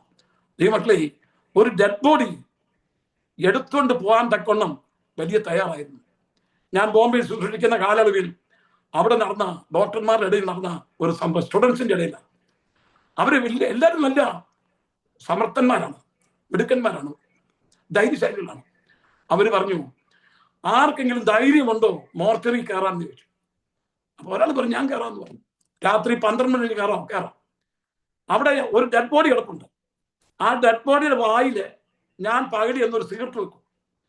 അത് രാത്രി അർദ്ധരാത്രി കഴിഞ്ഞ് ആരെങ്കിലും അത് ചെന്ന് എടുക്കാമോ എന്ന് ചോദിച്ചു. ഒരുത്തൻ മാത്രം പറഞ്ഞു, ഞാൻ പോയി എടുക്കാന്ന് പറഞ്ഞു. ഇവര് പന്തയം വെച്ച് ചിന്തിക്കുകയാണ്. ഈ പന്തയം വെച്ച വ്യക്തി രാത്രി അതേ മോർച്ചറി ആൾക്കാരെ കൊണ്ട്, അതിന്റെ അധികാരികളെ കൊണ്ട് തുറപ്പിച്ച് അത് ഡെഡ് ബോഡി പരിശോധിക്കുന്നുള്ള നിലയിലാണ്. ഇവൻ ചെന്ന് രാത്രി, ഇവരെല്ലാം വെളി നോക്കി നിൽക്കുകയാണ്, മറ്റു കൂട്ടുകാർ. അവൻ ചെന്ന് ഈ ഡെഡ് ബോഡിയുടെ വായിൽ നിന്ന് നോക്കിയപ്പോൾ ആ പറഞ്ഞ ഡെഡ് ബോഡിയുടെ വായിൽ ഒരു സിഗരറ്റ് ഇരിപ്പുണ്ട്. അതിങ്ങോട്ട് എടുക്കുകയും ഡെഡ് ബോഡി ഇങ്ങനെ പൊങ്ങിപ്പോയി. ഇവൻ ബോധം കെട്ട് താഴെ പോയി. വലിയ ധൈര്യശാലി. ആരവിടെ പോയി കടന്നറിയാമോ? ഈ പന്തയം വെച്ച ആളാ. ആ പുള്ളി തന്നെയാണ് സിഗരറ്റ് വായും വെച്ചോണ്ട് ഇങ്ങനെ ഇരുന്നത്. ഇതങ്ങോട്ട് എടുക്കാൻ പുള്ളി ഇങ്ങനെ പൊങ്ങിപ്പോന്നു. ധൈര്യശാലി ആയിരിക്കുന്ന ആ വ്യക്തി ബോധം കെട്ട് താഴെ വീണു. നടന്ന സംഭവമാണ് ബോംബെ സ്റ്റുഡൻസിന്റെ ഇടയിൽ നടന്ന സംഭവം. ഈ മക്കളക്കാർക്ക് മറിയെ നിങ്ങളൊന്ന് നോക്കിക്കേ. അവളെ ധൈര്യം കണ്ടോ? യജമാനനെ, നീ അവനെ എവിടെ വെച്ചു എന്ന് എന്നോട് പറഞ്ഞാൽ ഞാൻ ആ ഡെഡ് ബോഡി എടുത്തുകൊണ്ട് പോയിക്കോളാം. യേശുവിനെ ഏറ്റവും കൂടുതൽ സ്നേഹിച്ചത് മക്കളക്കാർക്ക് മറിയാം. യേശു ഏറ്റവും കൂടുതൽ സ്നേഹിച്ചത് യോഹന്നാൻ അപ്പോസ്തലനെ. ദൈവത്തിന് സ്തോത്രം. അവനോട് പറയാണ്, നീ കാണുന്നത് ഒരു പുസ്തകത്തിൽ എഴുതി. എഫെസോസ്, സ്മുർന്ന, പെർഗമോസ്, തുയത്തീര, സർദീസ്, ഫിലദൽഫിയ, ലവോദിക്ക എന്ന് ഏത് സഭകൾക്ക് അയക്കാം. ആ രൂപം കർത്താവിന്റെ രൂപം കണ്ടു കഴിഞ്ഞപ്പോൾ അവൻ ബോധം കെട്ട് നിലത്ത് വീണു. അതിന്റെ വ്യാഖ്യാനമൊക്കെ ഞാൻ പിന്നീട് പറയാം. എന്നാൽ കർത്താവ് പറഞ്ഞു, എന്നേക്ക് ഞാൻ മരിച്ചവനായിരുന്നു, ഇതാ എന്നേക്കും ജീവിച്ചിരിക്കുന്നു. കേട്ടോ, മരണത്തിന്റെയും പാതാളത്തിന്റെയും താക്കോൽ എന്റെ കൈവശമുണ്ട്. മർക്കോസിന്റെ മാറിയിൽ ചാരിയിരുന്ന മഹാസമുദ്രം ഇന്ന് മഹത്വ രൂപിയായിട്ടാണ് കർത്താവിനെ കാണുന്നത്. ഞാൻ ഒരു കാര്യം കൂടെ നിങ്ങളെ ഓർപ്പിക്കട്ടെ. യേശുക്രിസ്തുവിന്റെ മനുഷ്യത്വം നഷ്ടപ്പെട്ടിട്ടില്ല. ഇന്നും യേശുക്രിസ്തു മനുഷ്യപുത്രനാണ്. യേശുക്രിസ്തുവിന് പുത്രൻ എന്നുള്ള നിലയിൽ 4 സ്ഥാനങ്ങളുണ്ട്. 1 അബ്രഹാമിന്റെ പുത്രൻ, 2 ദാവീദിന്റെ പുത്രൻ, 3 മനുഷ്യപുത്രൻ, 4 ദൈവപുത്രൻ. അബ്രഹാമിന്റെ പുത്രൻ എന്നുള്ള നിലയിൽ താൻ പലസ്തീൻ നാടിന് അവകാശിയാണ്. ദാവീദിന്റെ പുത്രൻ എന്നുള്ള നിലയിൽ താൻ ദാവീദിന്റെ സിംഹാസനത്തിന് അവകാശിയാണ്. മനുഷ്യപുത്രൻ എന്നുള്ള നിലയിൽ താൻ യാദാമ്യ ഗോളത്തിന് അവകാശിയാണ്. ദൈവത്തിന്റെ പുത്രൻ എന്നുള്ള നിലയിൽ താൻ സ്വർഗങ്ങൾക്ക് അവകാശിയാണ്. ഇതാണ് യേശുക്രിസ്തുവിന്റെ പുത്രൻ എന്നുള്ള പേരിൽ സുവിശേഷങ്ങളിൽ 4 പ്രാവശ്യം ഈ പേര് കാണുന്നു. അബ്രഹാമിന്റെ പുത്രൻ, ദാവീദിന്റെ പുത്രൻ, മനുഷ്യപുത്രൻ, ദൈവപുത്രൻ. ശ്രദ്ധിക്കണം, അബ്രഹാമിന്റെ പുത്രൻ എന്നുള്ള നിലയിൽ പലസ്തീൻ നാടിന്റെ അവകാശി, ദാവീദിന്റെ പുത്രൻ എന്നുള്ള നിലയിൽ ദാവീദിന്റെ സിംഹാസനത്തിന്റെ അവകാശി, മനുഷ്യപുത്രൻ എന്നുള്ള നിലയിൽ ആദാമ്യ ഗോളത്തിന് അവകാശി, ദൈവത്തിന്റെ പുത്രൻ എന്നുള്ള നിലയിൽ സ്വർഗങ്ങൾക്ക് അവകാശി. സ്വർഗത്തിലും ഭൂമിയിലും സകല അധികാരവും എനിക്ക് നൽകപ്പെട്ടിരിക്കുന്നു. യേശുക്രിസ്തു ദൈവമാണ്, പക്ഷെ യേശുക്രിസ്തുവിന്റെ മനുഷ്യത്വം നഷ്ടപ്പെട്ടിട്ടില്ല. ഈ ലോകത്തിലായിരുന്നപ്പോൾ യേശുക്രിസ്തുവിന്റെ ശരീരം എന്ന് പറയുന്നത് ആദാമ്യ സൃഷ്ടിയിൽ ഉൾപ്പെട്ട ശരീരമല്ലായിരുന്നു യേശുവിന്റെ ശരീരം. ആദാമ്യ രക്തമല്ല യേശുവിന്റെ ശരീരത്തിൽ ഓടിക്കൊണ്ടിരുന്നത്. നീ എനിക്കായി ഒരു ശരീരം ഒരുക്കിയിരിക്കുന്നു വായിക്കുന്നില്ലേ 4-ാം സങ്കീർത്തനത്തിൽ? ദൈവം പ്രത്യേകം ഒരുക്കിയ ഒരു ശരീരമാണ്. ആ ശരീരം മറിയയുടെ ഉള്ളിൽ ജനിക്കപ്പെട്ടു. ദൈവത്താൽ ഒരുക്കപ്പെട്ട ശരീരം. ആദാമ്യ വർഗത്തിൽപ്പെട്ട ശരീരമല്ലായിരുന്നു യേശുവിന്റെ ശരീരം. കൊലോസ്യ ലേഖനം 2-ാം അധ്യായം 7-ാമത്തെ വാക്യം വായിക്കുമ്പോൾ, അവനിലല്ലോ ദൈവത്തിന്റെ സകല സമ്പൂർണതയും ദേഹരൂപമായി വസിക്കുന്നത്. ഈ ശരീരത്തിൽ ദൈവത്തിന്റെ സകല സമ്പൂർണതയും ഉൾക്കൊണ്ട ശരീരമായിരുന്നു ഈ ശരീരം. അത് ശിഷ്യന്മാർക്ക് അറിയത്തില്ലായിരുന്നു. എന്നാൽ അതൊന്ന് കാണിക്കാൻ തക്കണം യേശു തീരുമാനിച്ചു. ഇവരെ വിളിച്ചുകൊണ്ട് താബോർ മലയുടെ മുകളിൽ കൊണ്ടുപോയി. അവിടെ വെച്ച് യേശു രൂപാന്തരപ്പെട്ടു. ഭൂമിയിൽ ഒരാൾ തെരശ്ശീലയുടെ തന്റെ ദേഹമെന്ന തെരശ്ശീലയുടെ അല്പം ഭാഗം എടുത്തുനിന്ന് മാറ്റി കാണിച്ചു കൊടുത്തു. ഭൂമിയിൽ ഒരലക്കാരനെ കൊണ്ട് പോലും വെളുപ്പിക്കാൻ കഴിയാത്ത നിലയിൽ അവന്റെ വസ്ത്രം തന്നെയായി തീർന്നു. അവന്റെ മുഖം സൂര്യനെ പോലെ ശോഭിച്ചു. ദൈവത്തിന് സ്തോത്രം. അവനിലല്ലോ ദൈവത്തിന്റെ സകല മഹത്വം ഉൾക്കൊണ്ടിരിക്കുന്നത്. അത് ഇവരെ ഒന്ന് കാണിച്ചു. അവിടെ ഒരു ശബ്ദം കേട്ടു, ഇവനാണ് എന്റെ പ്രിയപുത്രൻ, ഇവന് ചെവി ഓടിപ്പി. സകല മഹത്വം ഉൾക്കൊണ്ട ഒരു ശരീരമായിരുന്നു യേശു ക്രിസ്തുവിൻ്റെ. എബ്രായ ലേഖനം 9 അധ്യായം 11-12 വായിക്കുമ്പോൾ, എബ്രായർ 9:11-12, ക്രിസ്തു വരുവാനുള്ള നന്മകളുടെ മഹാപുരോഹിതനായി വന്നിട്ട് കൈപ്പണി അല്ലാത്തായി എന്ന് വെച്ചാൽ ഈ സൃഷ്ടിയിൽ ഉൾപ്പെടാത്തതായി വലിപ്പവും തികവുമേറിയ ഒരു കൂടാരത്തിൽ കൂടി കടന്നുപോയി. ആടുകളുടെയും പശുക്കിടാക്കളുടെയും രക്തത്താലല്ല, സ്വന്തം രക്തത്താൽ എന്നേക്കുമുള്ളൊരു വീണ്ടെടുപ്പ് സാധിപ്പിച്ചു. യേശു ക്രിസ്തുവിന്റെ ശരീരം വലിപ്പവും തികവുമേറിയ ഒരു കൂടാരമായിരുന്നു. അത് ആദാമ്യ സൃഷ്ടിയിൽ ഉൾപ്പെട്ട ശരീരമല്ലായിരുന്നു.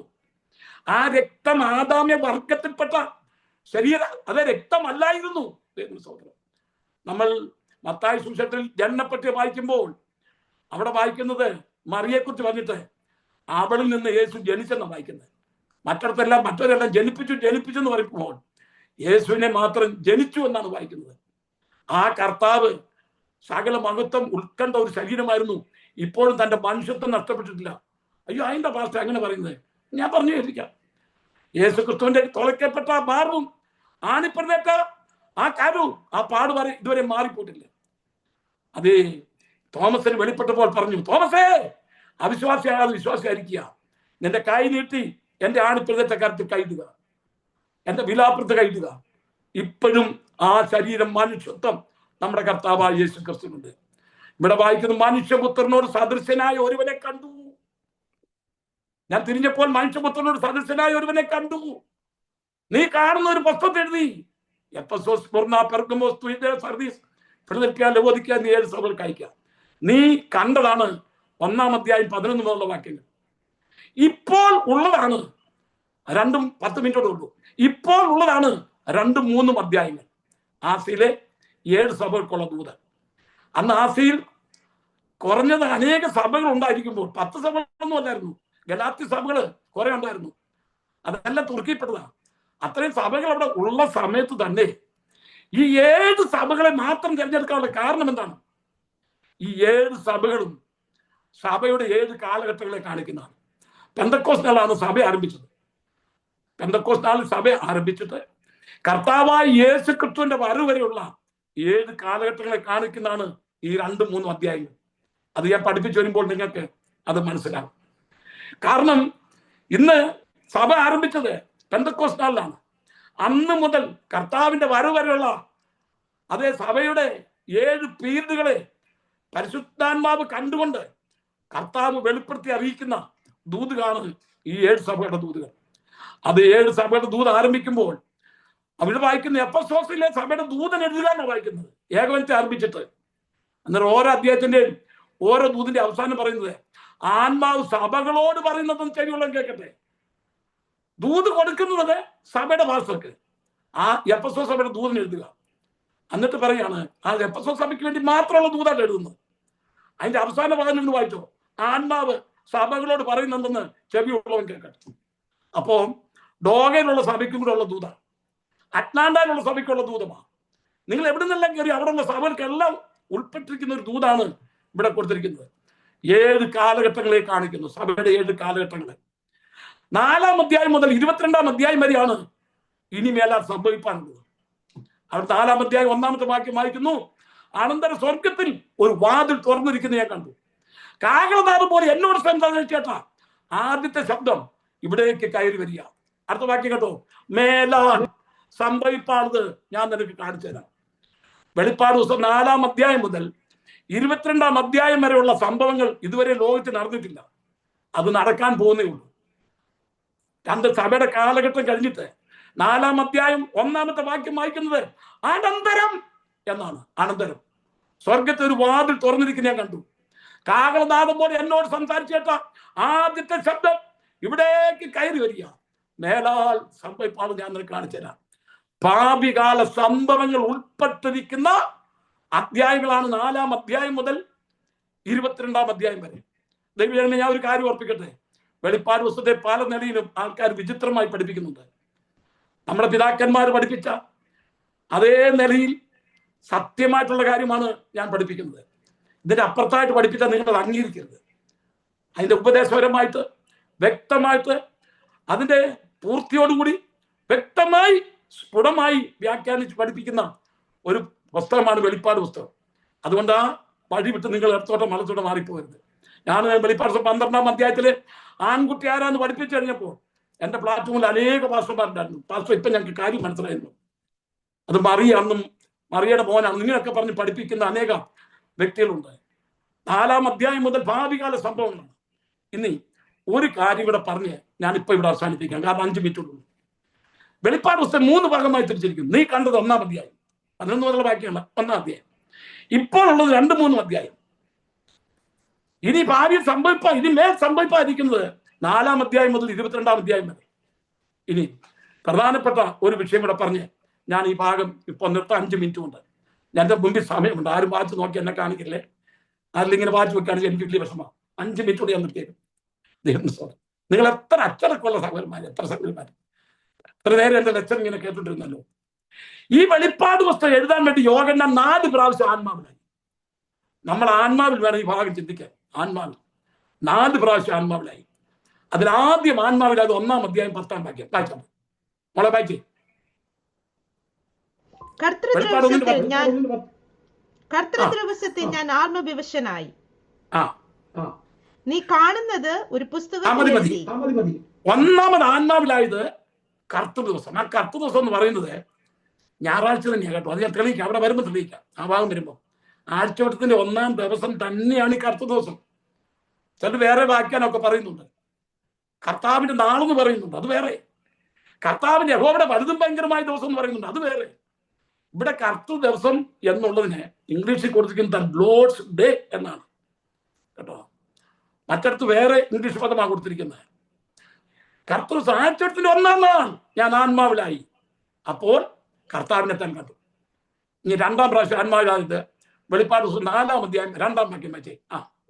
ഉടനെ ഞാൻ ആത്മവിവശനായി, സ്വർഗത്തിൽ ഒരു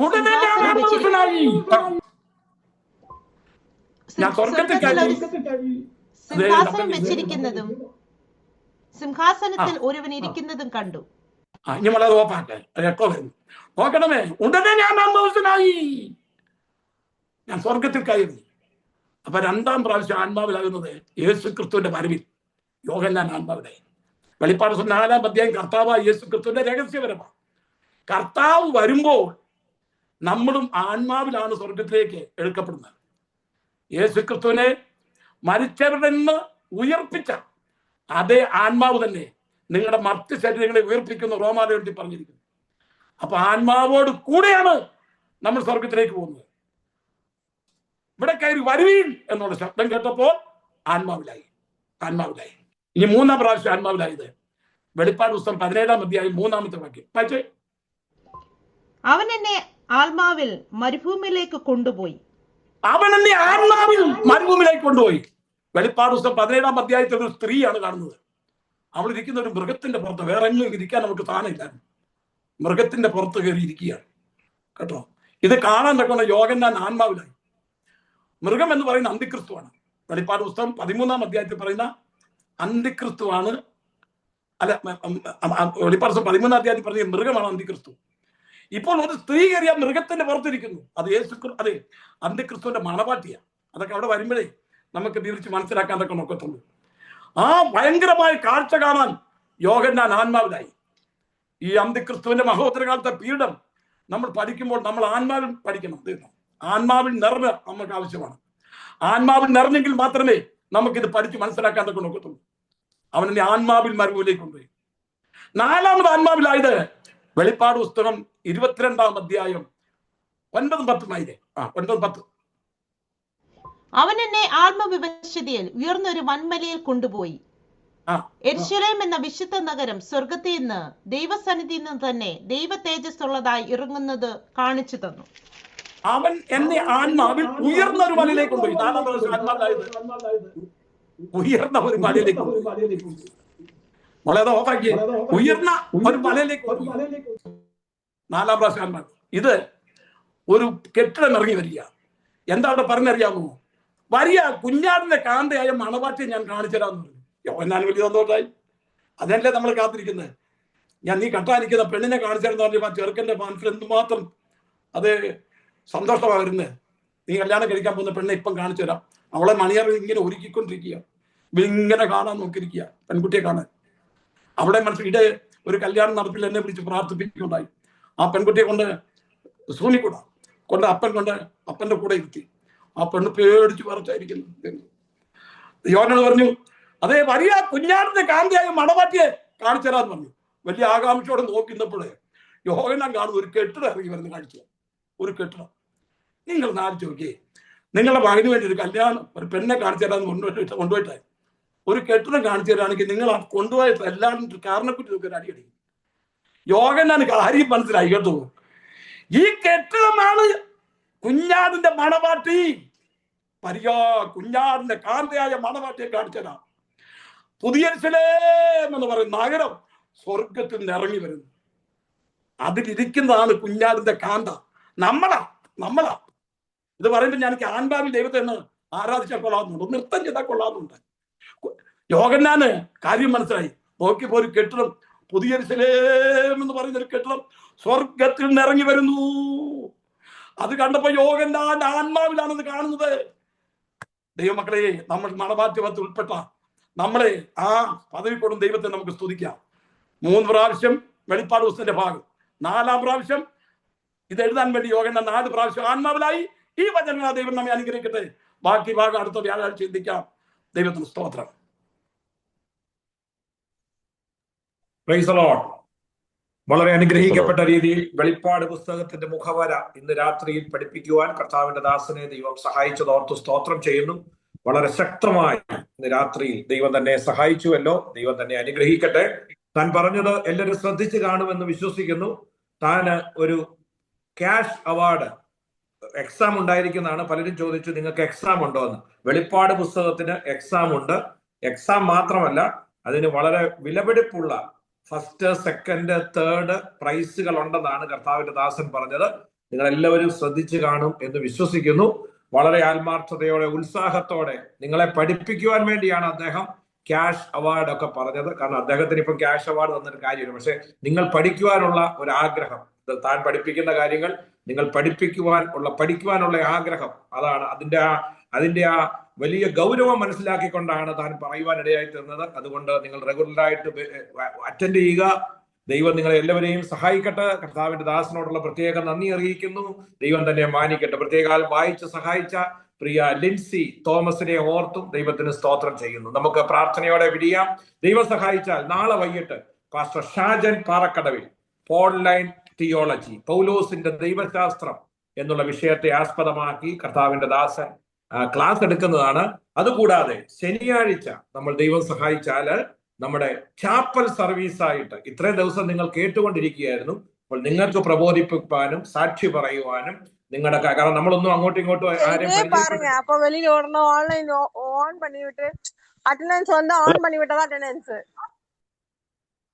കർത്താവ് സഹായിക്കട്ടെ. സ്തോത്രം. ദൈവം എല്ലാവരെയും സഹായിക്കട്ടെ. നമുക്ക് പ്രാർത്ഥനയോടെ നമുക്ക് പിരിയാം. പ്രിയ ന്യൂജേഴ്സി എന്നുള്ള കർത്താവിന്റെ ദാസൻ ജോർജ് മാത്യു അങ്കിള് പ്രാർത്ഥിക്കാമോ? പാസ്റ്റർ കേൾക്കുന്നില്ലെന്നത്. ഓക്കെ, സ്തോത്രം. ജോമോൻ ചെറിയാൻ ഉണ്ടോ സൗദിയിൽ നിന്ന്? ജോമോൻ ചെറിയാൻ പ്രാർത്ഥിച്ചാട്ടെ. കർത്താവിന്റെ ദാസൻ ജോമോൻ ചെറിയാൻ, പ്ലീസ്. കർത്താവേ, നന്ദിയോടെ നിന്നെ വാഴ്ത്തുന്നു. നിന്റെ കുഞ്ഞുങ്ങളാകുന്ന അടിയങ്ങൾക്ക് കർത്താവേ, അങ്ങയുടെ സന്നിധാനത്തിൽ ഇരുന്ന് ഞങ്ങൾക്ക് ബൈബിൾ ക്ലാസ്സായി പഠിക്കുവാൻ സ്വർഗമിടയാക്കി എല്ലാ കൃപകൾക്കുമായ സ്തോത്രം. നിന്റെ ദാസനിലൂടെ വെളിപ്പാട് പുസ്തക പഠനം നടത്തുവാൻ നിന്റെ ദാസനെ നീ ബലപ്പെടുത്തിയ വലിയൊരു കൃപയ്ക്കായി സ്തോത്രം ചെയ്യുന്നു. നിന്റെ ദാസനെ നീ ധാരാളമായി അനുഗ്രഹിക്കണം, ദൈവകൃപ കൊണ്ട് പൊതിയണമെന്ന് പ്രാർത്ഥിക്കുന്നു. ഈ മീറ്റിംഗിൽ, ഈ ക്ലാസ്സിൽ അറ്റൻഡ് ആയി തീർന്ന എല്ലാ ദൈവമക്കളെയും നിന്റെ കരങ്ങളിൽ തരുന്നു. അവർ പഠിക്കുന്ന വിഷയങ്ങൾ അഗാധമായി തന്നെ അത് പഠിപ്പാൻ വേണ്ടുന്ന ദൈവികമായ കൃപ നിന്റെ മക്കളുടെ മേൽ നീ പകർന്നു കൊടുക്കുമാറാകണമെന്ന് പ്രാർത്ഥിക്കുന്നു. ദൈവത്തിന്റെ ജ്ഞാനം, മാനുഷിക ജ്ഞാനങ്ങളെ കാട്ടിലും അപ്പുറമായി വ്യാപരിക്കുന്ന ദൈവത്തിന്റെ ജ്ഞാനം അവരുടെ മേൽ പകരുവാൻ എന്റെ ദൈവം ഇടയാക്കി തീർക്കണം. ഈ മീറ്റിംഗിൽ അറ്റൻഡ് ആയിരിക്കുന്ന എല്ലാവരെയും നിന്റെ കരങ്ങളിൽ തരുന്നു. ഇത് നടത്തുന്ന കർത്താവിന്റെ ദാസൻ പാസ്റ്റർ ലാലു ജേക്കബിനെ വഹിച്ച് ഞങ്ങൾ പ്രാർത്ഥിക്കുന്നു. ഈ സമയത്ത് കർത്താവിന്റെ ദാസനെ നീ അനുഗ്രഹിക്കുമാറാകണമേ എന്ന് പ്രാർത്ഥിക്കുന്നു. കർത്താവെ, നിന്റെ പ്രവർത്തനങ്ങളെല്ലാം അനുഗ്രഹമായി നടക്കുവാൻ ഈ പ്രവർത്തനങ്ങളിൽ അറ്റൻഡ് ആയിരിക്കുന്ന എല്ലാവരെയും നീ അനുഗ്രഹിക്കുമാറാകണം. ദൈവകൃപ കൊണ്ട് പൊതിയണം, മാനവും മുഖത്തും എടുക്കണം. യേശു അപ്പച്ചന്റെ നാമത്തിൽ തന്നെ ആമേൻ. ആമേൻ. കർത്താവിന്റെ ദാസൻ പാസ്റ്റർ CV ആൻഡ്രൂസ് തന്നെ ആശീർവാദം പറഞ്ഞാണ്. നമ്മുടെ കർത്താവായ യേശു ക്രിസ്തുവിന്റെ കൃപയും പിതാവാം ദൈവത്തിന്റെ സ്നേഹവും പരിശുദ്ധാത്മാവിന്റെ സഹിത്വവും സഹവാസവും എളിയവരാകും നമ്മോട് തന്റെ വരവരെ ഉണ്ടായിരിക്കുമാറാകട്ടെ. ആമേൻ. നമ്മുടെ കർത്താവായ യേശു ക്രിസ്തു മുഖാന്തരം ഇന്ന് രാത്രികാലം നമുക്ക് ജയം തന്ന ദൈവത്തിന് സ്തോത്രം.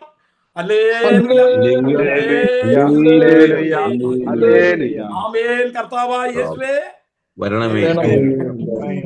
Thank you pastor. Thank you. നാളെ വൈകിട്ട് ഇന്ത്യൻ ടൈം 9 മണിക്ക് നമുക്ക് വീണ്ടും കാണാം. ദൈവം അനുഗ്രഹിക്കട്ടെ. ആർക്കെങ്കിലും എന്നോട് കോൺടാക്ട് ചെയ്യണമെങ്കിൽ ഫോൺ നമ്പർ ഇതേ കൊടുത്തിട്ടുണ്ട്. ഹലോ, എന്തെങ്കിലും സംശയം ഉണ്ടെങ്കിൽ കർത്താവിന്റെ ദാസന്റെ ഫോൺ നമ്പർ തരുന്നതാണ്, നിങ്ങൾക്ക് സംസാരിക്കാവുന്നതാണ്. എന്താ പഠിപ്പിച്ച അതിന്റെ ഫോട്ടോ PDF കോപ്പി കിട്ടാൻ വഴിയുണ്ടോ? അല്ലെങ്കിൽ പരീക്ഷ എങ്ങനെ എഴുതും? PDF കിട്ടാൻ വഴിയുണ്ടോ? ഇപ്പൊ പഠിപ്പിക്കുന്ന നിങ്ങൾ എഴുതിയെടുക്കണം. അല്ല, യൂട്യൂബിൽ കേൾക്കാം കേട്ടോ. ഞാൻ ഒരു ഓൺലൈൻ കമന്ററി ഇറക്കിയിട്ടുണ്ട്. അതില് കമന്ററിയാണ് അത് വെളിപ്പാട് പുസ്തകത്തിന്റെ 8 7 8 അധ്യായം വരെ അതിൻ്റെ അകത്ത് കയറ്റിയിട്ടുണ്ട്. അതിന്റെ പേര് www.cvandrewsbible.com cvandrewsbible.com. അതിൻ്റെ അകത്ത് കയറിയാൽ ഉൽപ്പത്തി മുതൽ വെളിപ്പാട് വരെയുള്ള വ്യാഖ്യാനം, അതായത് ഉൽപ്പത്തി പുസ്തകം, പുറപ്പാട് പുസ്തകം കംപ്ലീറ്റ് ആയി, ലേവ്യ പുസ്തകത്തിന്റെ 6 അധ്യായം വരെ ഇട്ടും വെളിപ്പാട് പുസ്തകത്തിന്റെ 11 അധ്യായം വരെ മറ്റോ ഇട്ടെന്ന് എനിക്ക് തോന്നുന്നു. നിങ്ങൾക്ക് അത് കയറി കഴിഞ്ഞാൽ അത് നിങ്ങൾ നോക്കി മൊത്തം വായിച്ചു കഴിഞ്ഞപ്പോൾ ഞാനിങ്ങനെ പഠിപ്പിക്കുന്നു. നിങ്ങൾക്ക് അവിടെ കയറി കൂടുതൽ അന്വേഷിക്കാവുന്നതാണ്. ഞാൻ ഒരു ചിരിക്കാൻ വേണ്ടി പറഞ്ഞു കേട്ടോ. നിങ്ങളത് കയറി നോക്കി വായിച്ചാൽ വെളിപ്പാട് പുസ്തകത്തിന്റെ അത് ഒരുപാട് വാങ്ങില്ലെങ്കിൽ അത് പഠിച്ചാൽ തന്നെ വായിച്ചാൽ തന്നെ ഒരാൾ ലെക്ചർ ചെയ്തെങ്കിൽ അത് മനസ്സിലാകത്തുള്ളൂ. ഇനി ആർക്കെങ്കിലും www.cvandrewsbible ഒറ്റ വേടല്ലേ, ഒറ്റ വാക്ക്. അതെ, ഒറ്റ വാക്ക് cvandrewsbible.com. അതിൻ്റെ അകത്ത് എല്ലാം കിട്ടും, എല്ലാ പുസ്തകത്തിനും കിട്ടും. ഓക്കെ, എല്ലാവരെയും ദൈവം സഹായിക്കട്ടെ. നാളെ വൈകിട്ട് 9 മണിക്ക് വീണ്ടും കാണാം. Good night. Thank you. ഞാൻ ആയിക്കോട്ടെ.